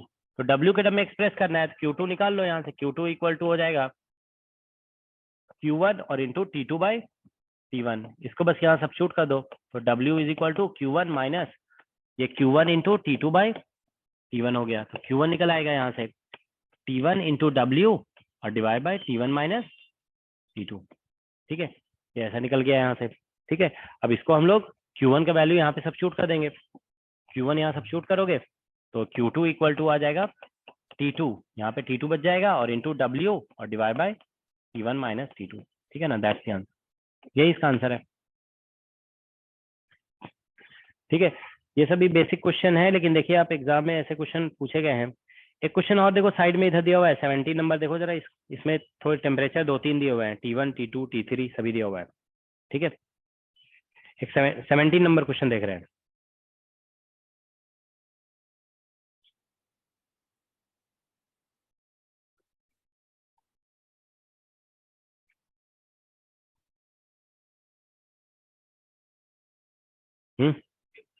CR है, क्या लिखा है इसमें? Carnot engine named A operates between temperature T1 and T2. A second Carnot engine named B uses all the heat rejected by engine A as input and operates between temperature T2 and T3. So efficiency of coupled engine is, दोनों के efficiency का product के बराबर हो जाता है ना। अच्छा नहीं नहीं, ये जो है ना, हाँ मतलब एक्चुअली ऐसा हो जाएगा कि मतलब दोनों मिलकर के इक्विवेलेंटली एक इंजन बन जाएगा जो कि हीट ले रहा है T1 से और रिजेक्ट कर रहा है T3 पे, तो डायरेक्टली ऐसा हो जाएगा ना। ठीक है, एक मिनट बता रहे। देखो ये क्वेश्चन नंबर 17 जो है ना वो ऐसा हो जाएगा। क्वेश्चन 17, जैसे एक इंजन है, देखो ये मान लो इंजन है, ये इधर से टेम्परेचर T1 से हीट लिया, ऐसे Q1 हीट लिया। अब ये जो है ना ऐसा करके हीट Q2 रिजेक्ट किया, मान लो ये वर्क W कर दिया, ऐसे W वर्क है ना। अब क्या हो रहा है कि कार्नोट इंजन ही बोला गया है ना, it is Carnot engine right. हाँ, अब देखो ये जो Q2 है ना वो चला गया दूसरे इसमें चला गया। अब ये जो है ना इधर Q3 हीट रिजेक्ट कर दिया कितने टेम्परेचर पे? T3 पे, ऐसे ही है ना। और इससे कुछ वर्क डन W डैश हो जाएगा, ठीक है ना। तो ऐसा है सिचुएशन, ठीक है ना। तो बेसिकली ओवरऑल क्या हुआ है इसमें कि Q1 हीट लिया जा रहा है T1 टेम्परेचर पे और Q3 हीट रिजेक्ट किया जा रहा है एट T3 टेम्परेचर पे, ठीक है ना। तो ओवरऑल सोर्स का टेम्परेचर T1 हो गया है और सिंक का टेम्परेचर T3 हो गया। तो कार्नोट इंजन का जो एफिशिएंसी होता है ना वो सिर्फ डिपेंड करता है सिंक के टेम्परेचर पे और सोर्स के टेम्परेचर पे, ठीक है ना। तो सिंक का टेम्परेचर फाइनली T3 हो चुका है, ठीक है ना। तो ये बेसिकली इतना आंसर आ जाएगा। ऑलराइट, तो सोर्स और सिंक का टेम्परेचर, अगर ऐसा होता ना कि देखो जैसे अगर इस तरह से कुछ दिया होता कि इसका कुछ पार्ट ऑफ हीट रिजेक्ट हुआ, उसका कुछ पार्ट ये यूज कर रहा है, तो फिर सिचुएशन अलग हो जाता है, ठीक है ना। तो लेकिन ऐसा नहीं हो रहा है ना, यहाँ पे जो भी हीट इसने रिजेक्ट किया वो पूरा इसने एब्जॉर्ब कर लिया। तो मतलब ये जो मिडिल पोर्शन है ना ये हमारे लिए उतना यूजफुल नहीं है, ठीक है। हम डायरेक्टली ऐसे बोल सकते हैं कि ओवरऑल इफेक्ट ये हो रहा है कि Q1 हीट लिया जा रहा है, Q3 रिजेक्ट किया जा रहा है एट टेम्परेचर T1 और T3 पे। तो इसीलिए ये कहलाएगा सोर्स, ये हो गया सोर्स और ये हो गया सिंक, ठीक है ना। ये सिंक हो गया,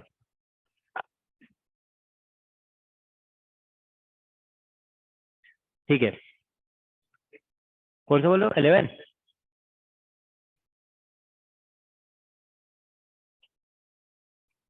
इलेवन भी ऐसी इसी टाइप का है। तुमने मतलब क्या इसका फोटो देख के डर गए क्या? अच्छा पहले किया है। देखो 11 नंबर देखो जरा, इसमें क्या लिखा हुआ है? two Carnot engines are connected in series with source at 800 Kelvin and sink at 200 Kelvin. If the heat goes into the system is double than the work done by the second reservoir, क्या लिखा हुआ है?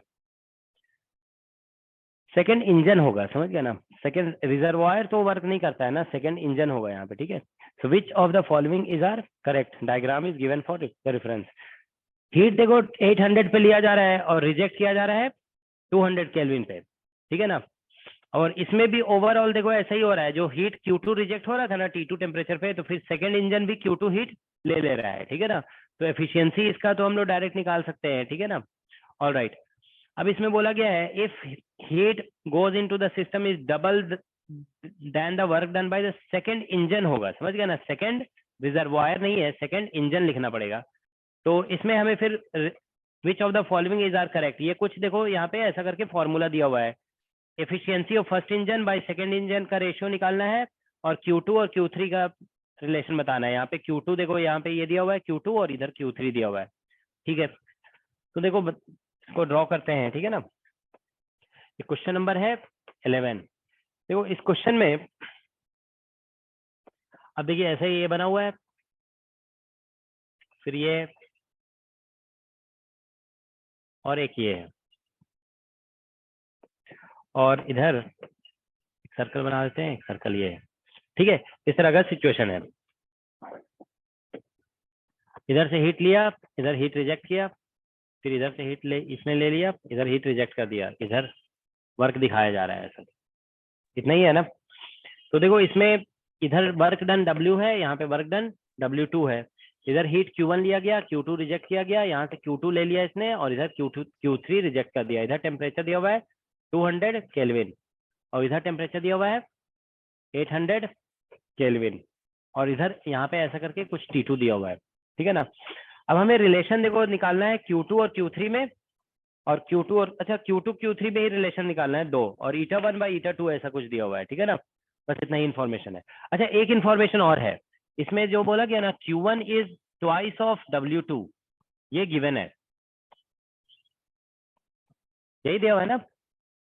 इसमें वो थोड़ा सा sentence में mistake है, work done by second reservoir लिख दिया है, सेकंड इंजन होगा वहां पे, यही लिखा है ना, हीट टेकन। एक बार सेंटेंस देख लो तुम लोग क्या लिखा हुआ है।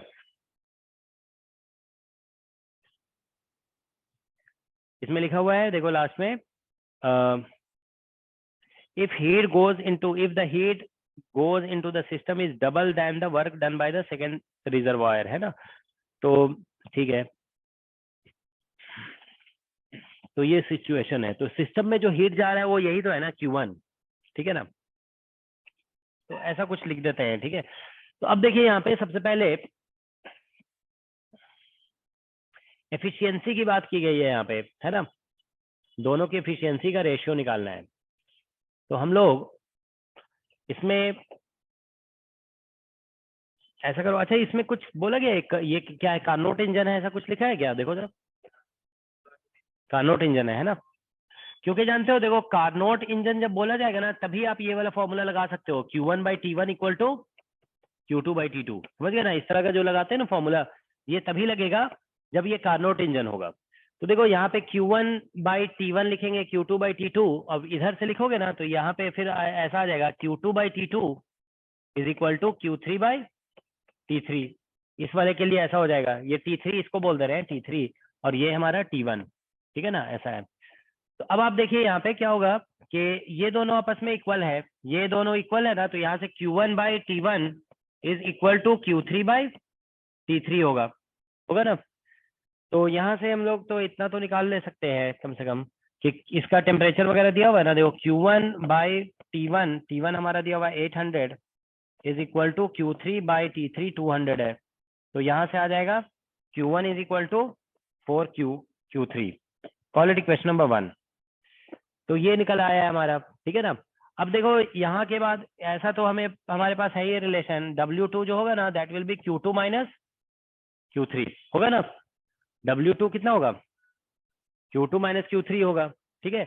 अब W2 को रिलेट किया हुआ है इससे, तो ये हो जाएगा हमारा देखो Q1/2 यहाँ से, that is equal to Q2 minus Q3 हो गया।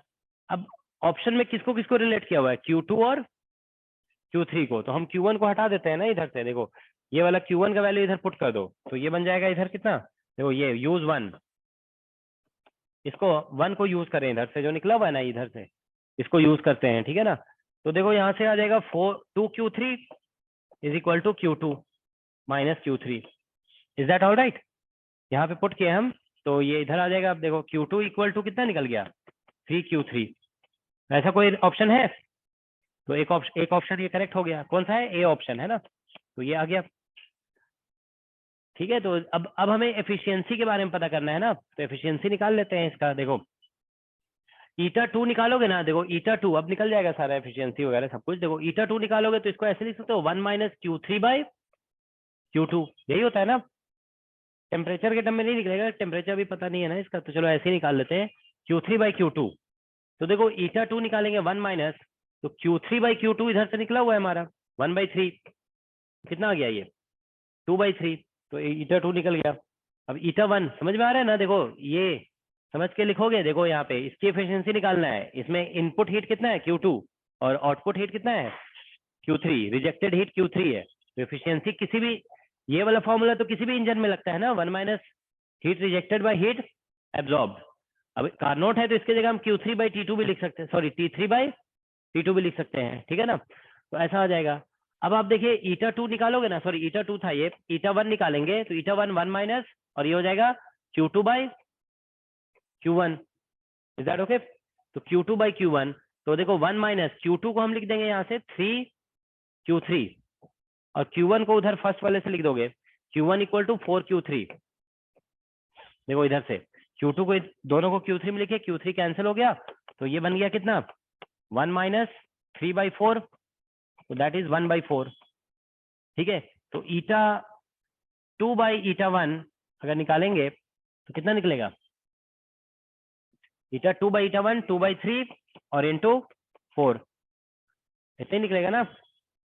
बस निकल गया 8/3। देखो 8/3 दिया हुआ है ईटा 2/ईटा 1, तो ये 8/3 आ जाएगा। अब ईटा 1/ईटा 2 करोगे 3/8 आ जाएगा। ठीक है,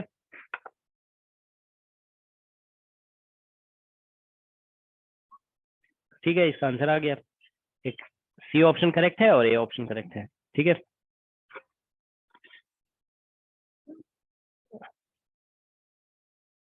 एक देखो जरा ये क्वेश्चन नंबर 25, ये क्या है? क्वेश्चन 25 देख रहे हैं, देखो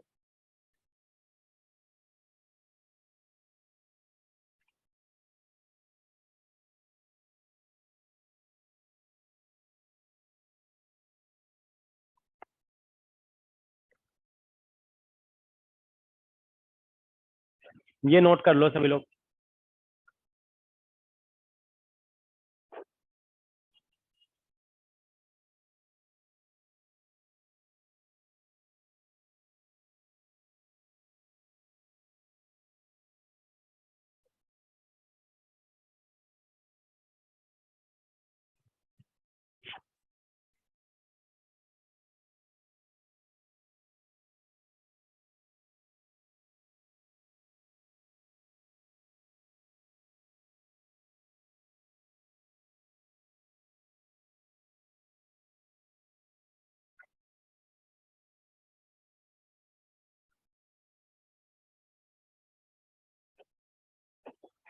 क्वेश्चन 25,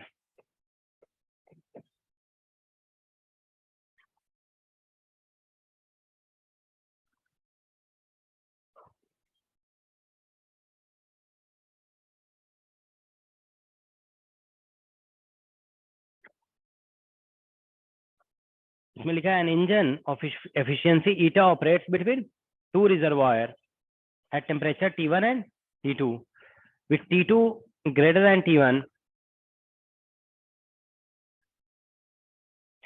ठीक है, एन इंजन बोला है, ध्यान रखोगे इसमें कार्नोट इंजन नहीं बोला गया है। ठीक है ना, अगर इंजन बोला जाएगा ना तो एफिशिएंसी आप Q2/Q1 ऐसे करके लिख सकते हो, लेकिन T2/T1 नहीं लिख सकते हैं। ठीक है ना, ऑल राइट।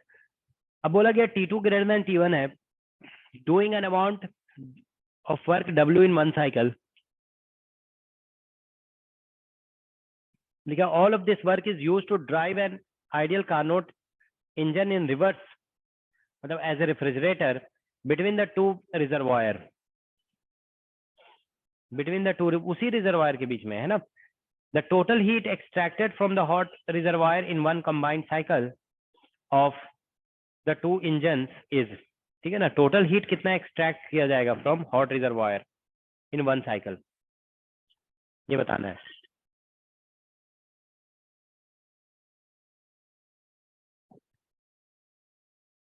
देखो इसको ट्राई करो।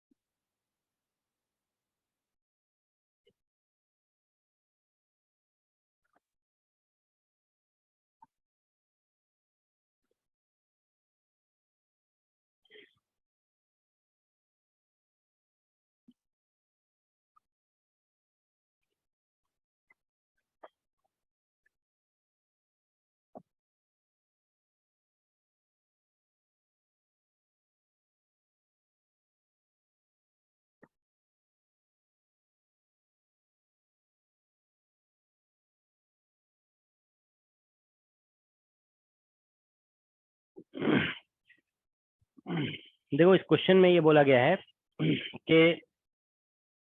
ऐसा है, इसमें टेम्परेचर कौन सा बिगर बोला गया है, T2 है ना। तो ये मान लो T2 टेम्परेचर है और इधर जो है ना ऐसा करके ये T1 टेम्परेचर है, ठीक है ना। अब यहाँ पे एक इंजन ऐसे लगा हुआ है, ठीक है। तो ये क्या कर रहा है कि इधर से हीट लिया, मान लो Q2 हीट लिया, ठीक है ना, और इधर हीट रिजेक्ट कर दिया Q1 और इसने किया W वर्क ठीक है ना, W, इसमें वर्क शायद W दिया हुआ है ना, ठीक है, W दिया हुआ है क्वेश्चन में। अब ये जो वर्क है ना इसको ट्रांसफर कर दिया गया एक रेफ्रिजरेटर में, जो कि यहाँ से हीट लिया मान लो Q1 डैश और इधर रिजेक्ट कर दिया कितना Q2 डैश। तो Q1 डैश हीट लिया, ये जो है ना कार्नोट रेफ्रिजरेटर है, ये T2 यहाँ पे ग्रेटर है, T2 is greater than T1, ठीक है। तो ये कार्नोट रेफ्रिजरेटर है, ठीक है ना, कार्नोट रेफ्रिजरेटर।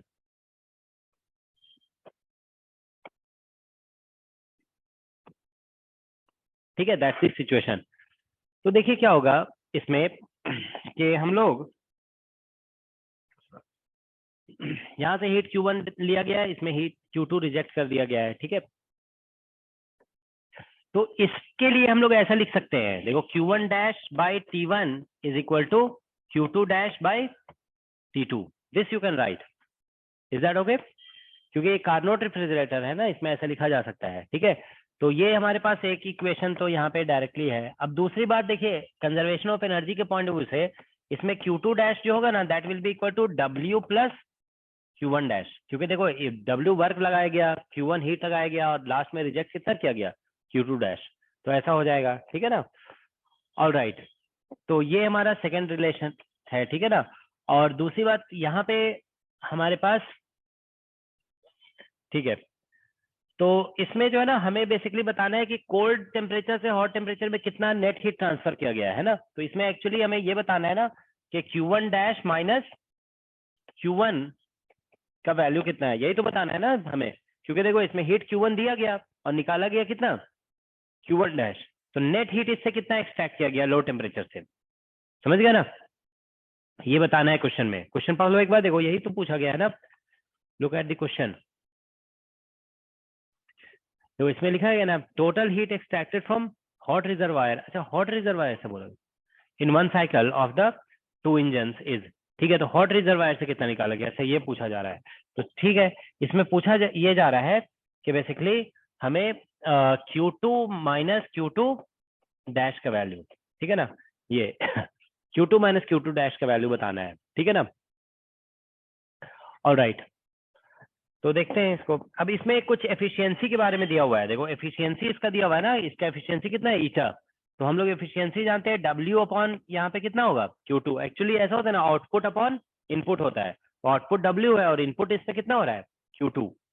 ये मत सोचोगे एक फॉर्मूला जैसे थ्योरी में जब पढ़ते हो ना तो उसमें होता है ऐसा, W अपॉन क्या लिखा होता है, Q1 लिखा होता है, W अपॉन Q1, तो वहां पे Q1 हीट इनपुट होता है, यहाँ पे इनपुट हीट कितना है, Q2 है, तो हम Q2 लिख देंगे, आउटपुट अपॉन इनपुट होता है, तो Q2 निकल गया ना यहाँ से, Q2 इक्वल टू हो जाएगा W अपॉन ईटा।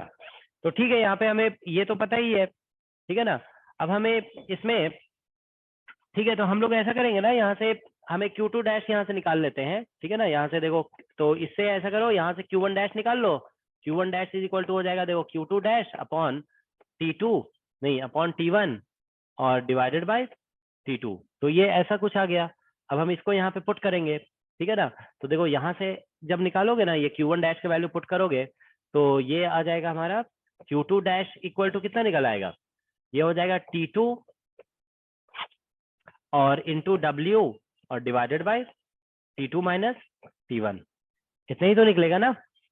इसको पुट करो, ये Q1 डैश यहाँ पुट करो, ठीक है ना, फिर Q इधर ले जाओगे इसको, फिर कैलकुलेशन करो, ठीक है, देखो इतना आ रहा है Q2 डैश, तो बस निकल ही गया आंसर हमारा।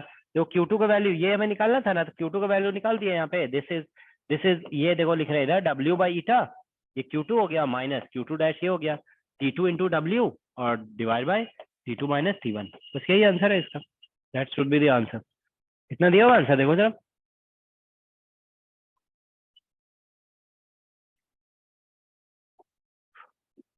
हाँ W बाई, हाँ ठीक है, W बाई ईटा और माइनस T2 W, ये जो है ना हमारा last option D option correct हो जाएगा, है ना, डी में एलसीएम ले लोगे ना T2 का, तो T2 इंटू W और divide by T2 minus T1 आ जाएगा, तो डी ऑप्शन इसका करेक्ट आ जाएगा, ठीक है।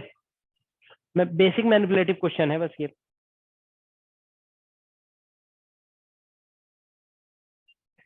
इसमें से पुट करना होगा, ठीक है, देख लोगे आप लोग कैलकुलेशन, हमने डायरेक्ट लिख रखा है यहाँ पे, ठीक है, यहाँ से यहाँ पे, यहाँ से जो है ना वैल्यू, ये Q1 डैश जो निकला है, सॉरी, ये जो Q1 डैश है इसको यहाँ पे पुट करना पड़ेगा इधर,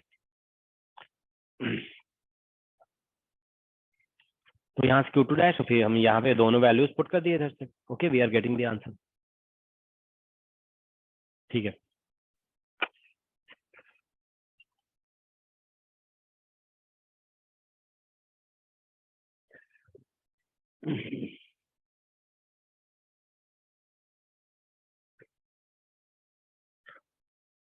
क्वेश्चन देखो जरा 29 नंबर, जेएनयू क्वेश्चन है, नंबर बेस्ड क्वेश्चन है।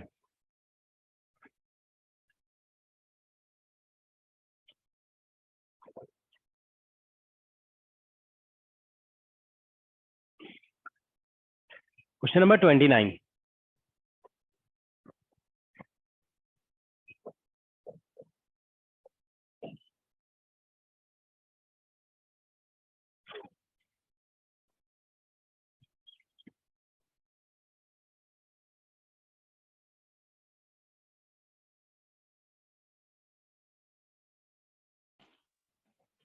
सर रिजर्वायर की एफिशिएंसी निगेटिव होती है।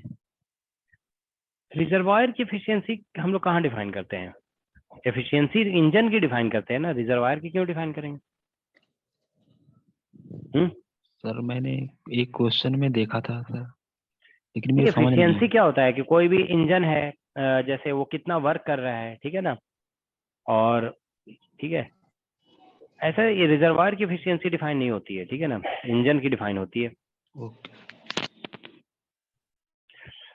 ठीक है। इसमें देखो क्या लिखा है 29 number, it says on A winter day when temperature outside is 17 degrees Celsius, temperature inside the room is maintained at 27 degrees Celsius by using heat pump. The heat pump compensates for the loss of heat due to difference of temperature, ठीक है ना, due to difference of temperature. If for the temperature given the rate of heat loss is 600 calorie per second, what is the minimum rate of consumption of energy by the pump?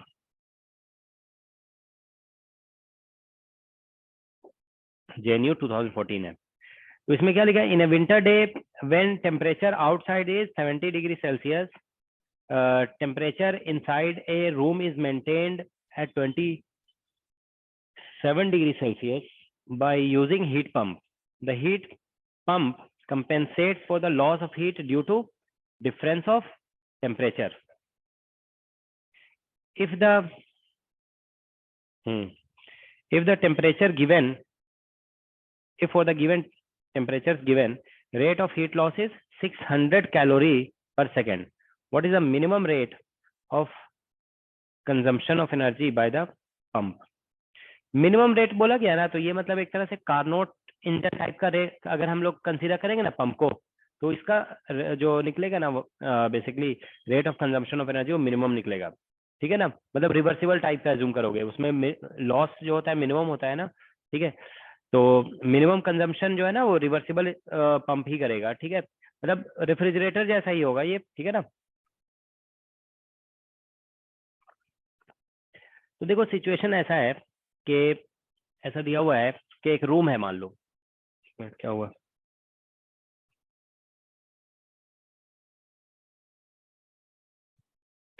चलो तुम लोग solve करो, अभी इसको हम on कर रहे हैं, ठीक है ना, ये ऑफ हो गया।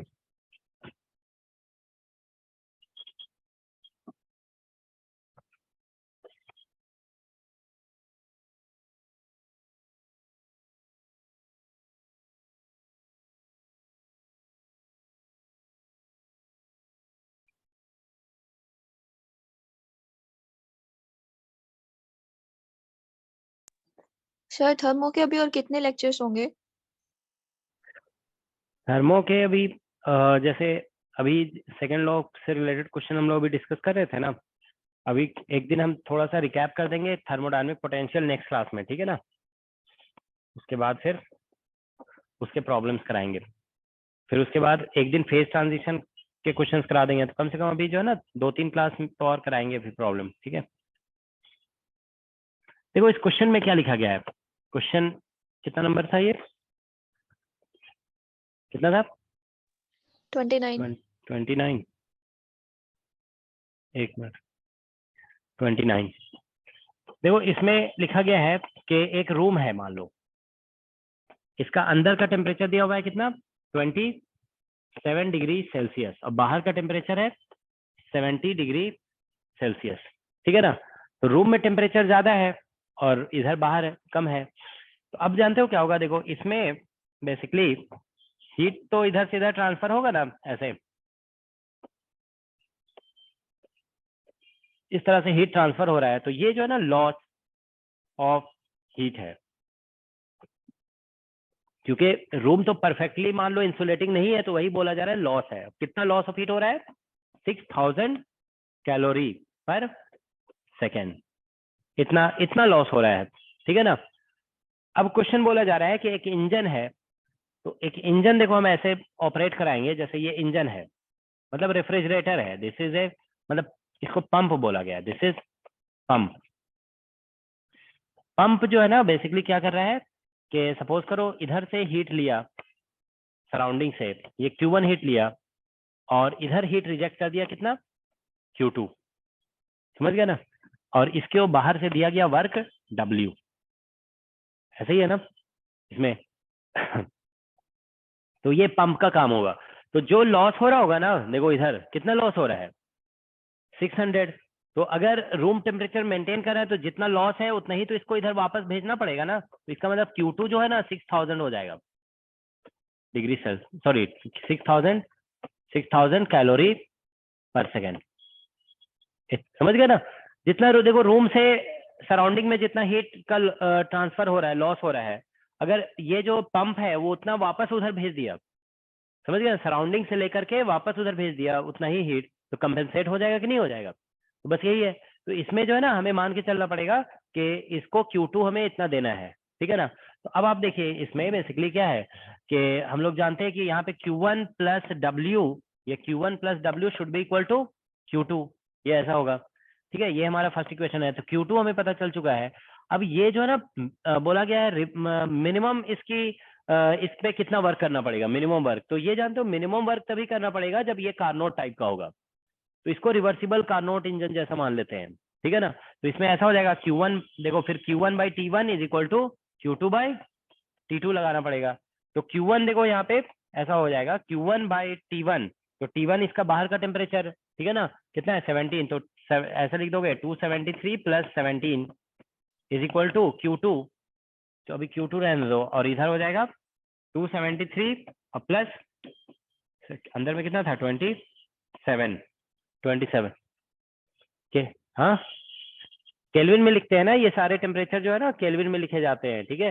तो ऐसे लिख दोगे तो यहाँ से Q1 निकल आएगा, Q1 इक्वल टू कितना निकल गया, देखो Q2 बाई 300 सॉरी 300 और इनटू ये कितना है 290, ठीक है। तो बेसिकली 29/30 आ गया ये, और इंटू Q2 ऐसा है। तो Q1 निकल गया हमारा ये Q1, तो इसको निकाल लो, देखो 29 और इंटू 30, तो ये 6000 दिया हुआ था, अपॉन 30 कर दोगे ऐसे, तो ये कैंसिल हो जाएगा ना, 20 कितना हो जाएगा 200 आएगा ना, और इंटू 29 58 आ जाएगा, ठीक है। 5800 इतना कैलोरी पर सेकेंड, तो ये आ गया। Is that okay? तो वर्क तो W जब निकालोगे ना यहाँ से, देखो ये वाले फॉर्मूले से W is equal to Q2 minus Q1 आ जाएगा, तो ये हो जाएगा, देखो 600 था ये, 6000 माइनस 5800, तो ये आ जाएगा कितना 200 कैलोरी पर सेकेंड। तो अब देखो जरा जूल में दिया हुआ होगा, तो इसको 4.2 से मल्टीप्लाई कर दोगे इंटू 200, हाँ हाँ, तो वही जूल पर सेकेंड हुआ ना, वही तो वाट हुआ। ये देखो कैलोरी था ना, उसको हमने कन्वर्ट कर दिया जूल पर सेकेंड में, तो जूल पर सेकेंड ही तो वाट कहलाता है ना, तो इधर से 84 आ जाएगा, है ना, 840 आ जाएगा, ठीक है ना, इतना वाट, इतना आंसर दिया हुआ है, देखो जरा 840 हो जाएगा, ठीक है। बेसिक क्वेश्चन है ये, बस हमको इतना समझना था कि जितना हीट लॉस हो रहा है उतना अल्टीमेटली उतना ही हीट इधर इसको वापस लाना पड़ेगा, मतलब Q2 जो है ना 6000 हो जाएगा, ठीक है।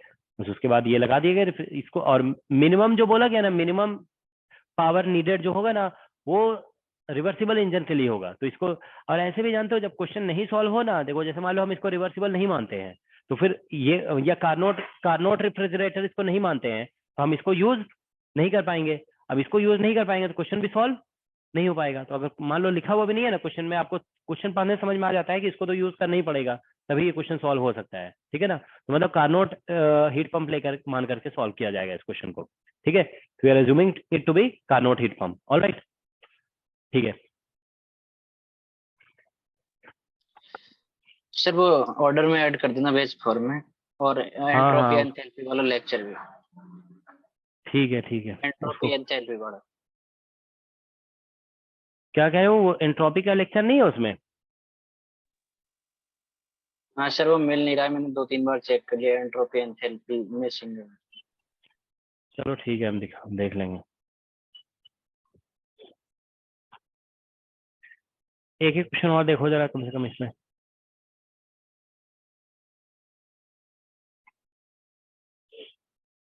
एक जरा ये देखो 41 नंबर क्वेश्चन क्या है, थोड़ा फिगर इसका अजीब सा दिया हुआ है।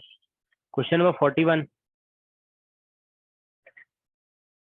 इसमें PV diagram of Carnot cycle executed bye, अच्छा कार्नोट साइकिल दिया हुआ है, तो कार्नोट साइकिल तो हम लोग जानते हैं ना, आइसोथर्मल आइडिबैटिक ऐसे ही होता है ना, ठीक है। वो आइसोथर्मल आइडिबैटिक आइडिबैटिक आइसोथर्मल ऐसा होगा। तो PV diagram of Carnot cycle executed by ideal gas with Cp by Cv equal to gamma greater than 1 as shown below. Note that 1 to 3 level change over points in the cycle. If in this cycle T2 by T3 is equal to P2 by P3 to the power x, then x का value बताना है। तो ये basic question है, ये तो ज्यादा tough नहीं है। चेक करो जरा इसको, थोड़ा सा अटेम्प्ट करके देखो, बन जाना चाहिए सभी से ये।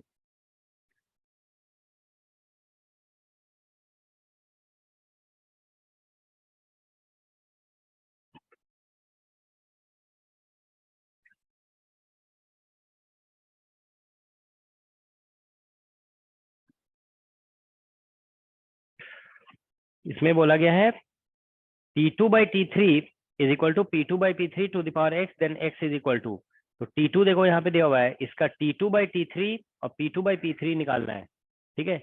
ये वाला ये है basically.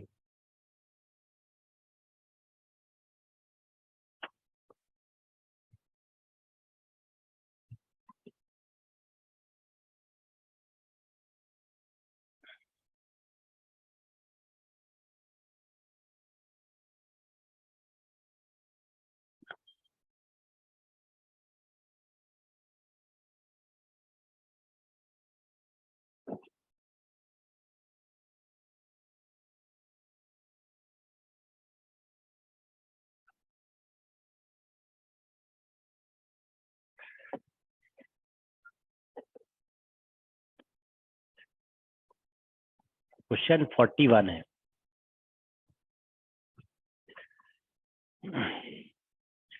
Cp by Cv gamma दिया हुआ है, ठीक है, T2 by T3, P2 by P3 to the power x ऐसा दिया हुआ है। तो ऐसा है ना, देखो यहाँ पे पीवी डायग्राम दिया हुआ है, ये this is P versus V diagram. तो पीवी डायग्राम में हम जानते ये कार्नोट साइकिल ऐसे बनता है ना, ये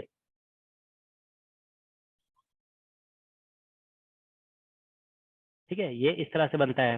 तो आप जानते हो ना, इस प्रोसेस में ये आइसोथर्मल एक्सपेंशन है, यहाँ टेम्परेचर कांस्टेंट होता है। ये एडियाबेटिक प्रोसेस है, इसमें एंट्रोपी कांस्टेंट होता है, इसमें फिर से टेम्परेचर कांस्टेंट होता है, ठीक है ना।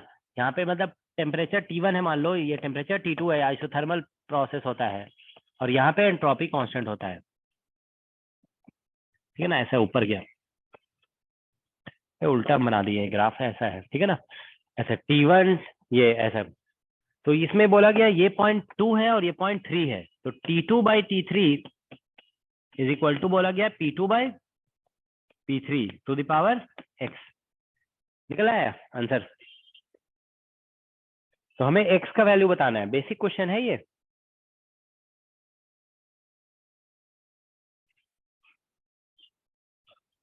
ये तो बहुत ही बेसिक है, एक लाइन का क्वेश्चन हुआ ना ये। हाँ, कितना आ रहा है? 1 माइनस गामा, ये ऑप्शन आ रहा है। अच्छा, ये तो बहुत ही डायरेक्ट हो गया ना, क्योंकि ये दोनों क्या है, these are on adiabatic line. Adiabatic line में तो हम ऐसे जानते हैं ना, P V to the power gamma equal to constant होता है, और हम लोग ये जानते हैं कि पीवी इज इक्वल टू, अगर आइडियल गैस है तो पीवी इक्वल टू एनआरटी कर देंगे। तो हमें वी को हटाना है, तो वी इज इक्वल टू हम लिख सकते हैं कितना, एनआरटी और बाई पी। इसको यहाँ पे पुट कर देंगे वी में, ठीक है ना। तो ये आ जाएगा, देखो इसको जब पुट करोगे ना वी का वैल्यू, तो यहाँ पे आ जाएगा P to the power 1 minus gamma, यही आएगा ना, और T to the power gamma is equal to constant. Are you getting this? ऐसे ही आएगा ना, इसको यहाँ पे पुट करेंगे तो ठीक है। तो T to the power gamma is equal to आ जाएगा कांस्टेंट और into P to the power gamma -1, यही होगा ना, क्योंकि नीचे आएगा पावर कितना हो जाएगा, माइनस में आ जाएगा, तो गामा -1 कर देंगे। हाँ, तो टी ही तो निकालना था ना, तो टी इज इक्वल टू ऐसा आ जाएगा, T to the power gamma -1 by gamma, बस यही आंसर हो जाएगा। कांस्टेंट आ गया इधर, ठीक है, तो यही आंसर हो गया। पावर पी का यही तो बन रहा है ना, तो यही पावर आएगा आंसर में, तो इसका आंसर आ जाएगा 1 माइनस 1 बाई गामा। पी का जो पावर आ रहा है वही फिर रेशियो करेंगे तो यही पावर रहेगा, ठीक है ना। ये तो बहुत ही बेसिक क्वेश्चन, आइडियाबेटिक लाइन पे है दोनों, ये 2 और 3, तो आइडियाबेटिक प्रोसेस से रिलेट हो जाएगा ये, ठीक है, दैट्स द आंसर। ओके, ठीक है।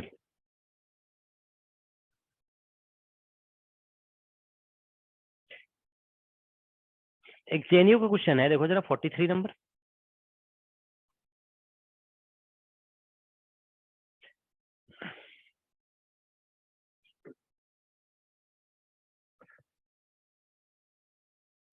इसमें लिखा गया, what is the maximum amount of work that can be extracted from object of heat capacity Cp initially at temperature T2 by heat engine that operates between this object and reservoir at temperature T1.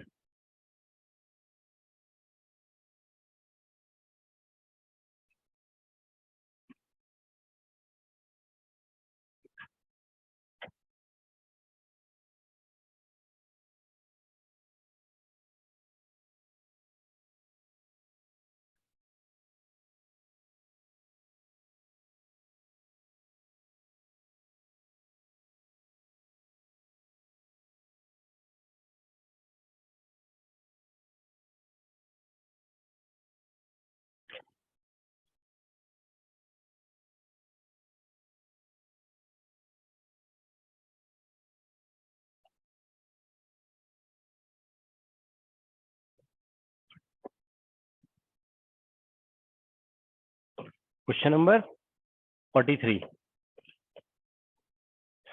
What is the maximum amount of work that can be extracted from an object of heat capacity Cp initially at temperature T2 by heat engine that operates between this object and reservoir at temperature T1.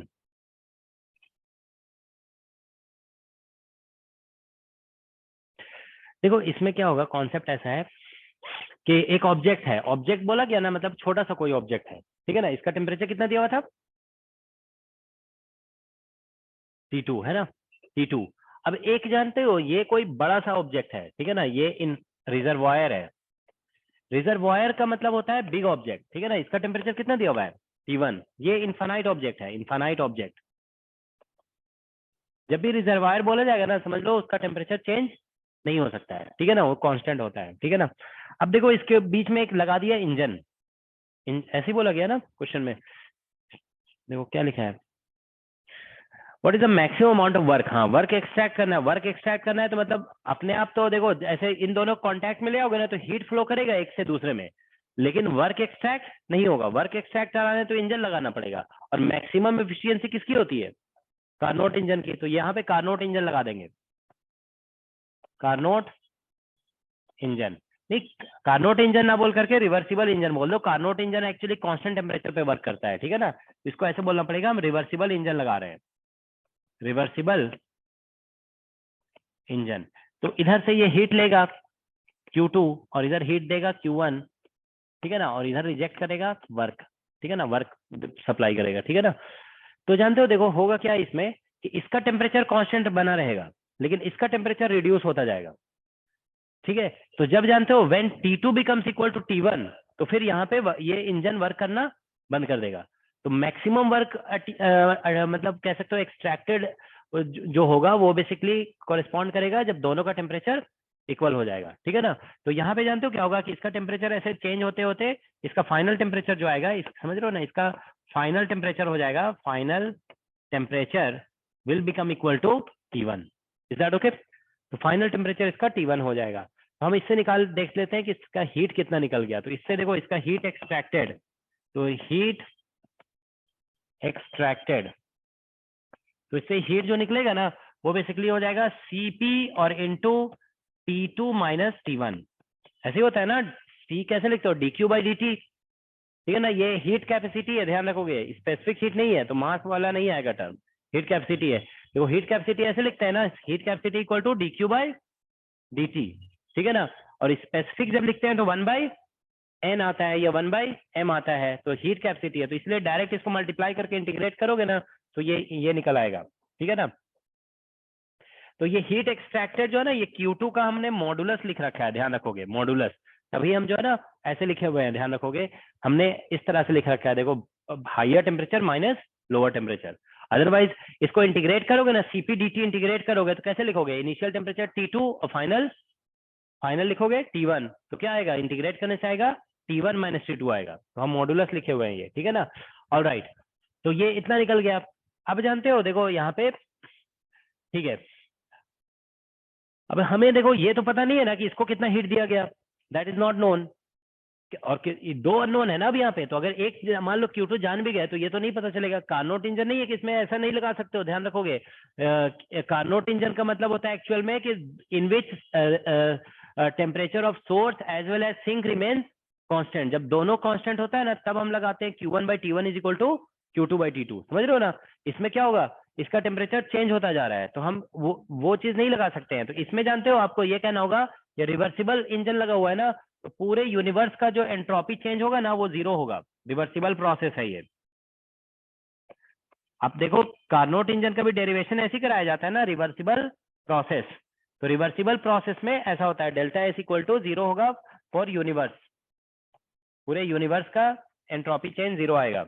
तो हम लोग ऐसे लिखेंगे, delta S of source plus delta S of sink और plus delta S of working substance, this should be 0।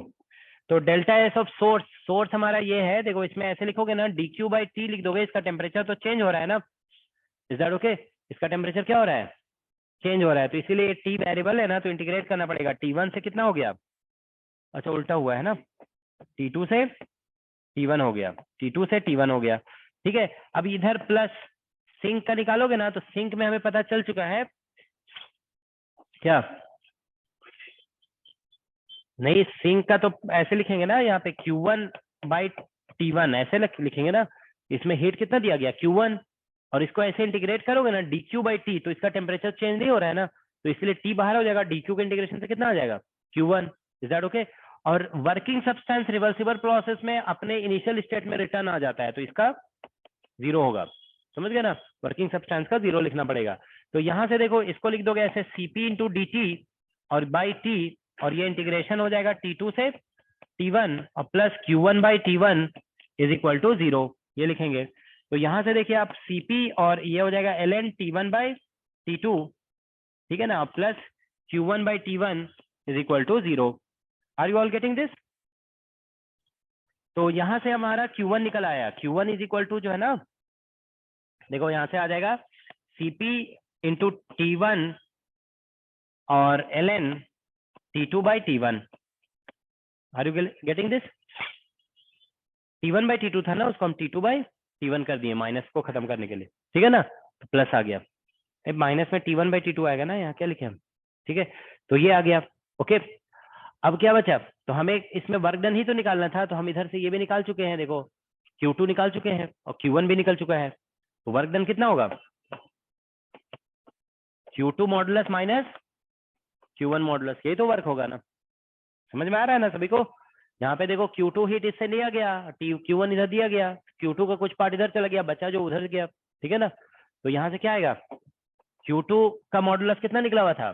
Cp और T2 minus T1, और Q1 का modulus निकला हुआ है Cp इंटू T1 और ln T2 बाई T1, तो ये इसका वर्क डन हो जाएगा। Alright, that's the answer. इतना आ रहा है ना सभी का? तो बस यही आंसर हो गया इसका।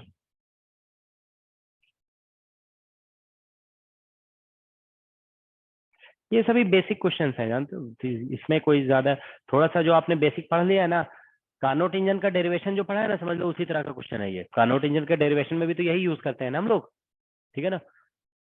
अच्छा, ये ध्यान रखोगे, इसमें देखो स्टूडेंट मिस्टेक कर देते हैं कभी कभी, Q1 बाई T1 और equal to Q2 by T2 जो कार्नोट इंजन में यूज होता है, वो तभी यूज हो सकता है जब सोर्स का भी टेम्परेचर कांस्टेंट है और सिंक का भी कांस्टेंट है। इसमें क्या हो रहा है, सिंक का कांस्टेंट रह रहा है लेकिन सोर्स का कांस्टेंट नहीं रह रहा है, तो इसलिए ऐसा नहीं हो सकता है इसमें, ठीक है।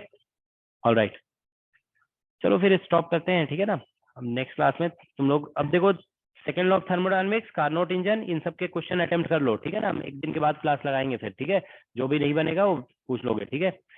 और फिर उसके बाद थर्मोडायनामिक पोटेंशियल फिर डिस्कस करेंगे।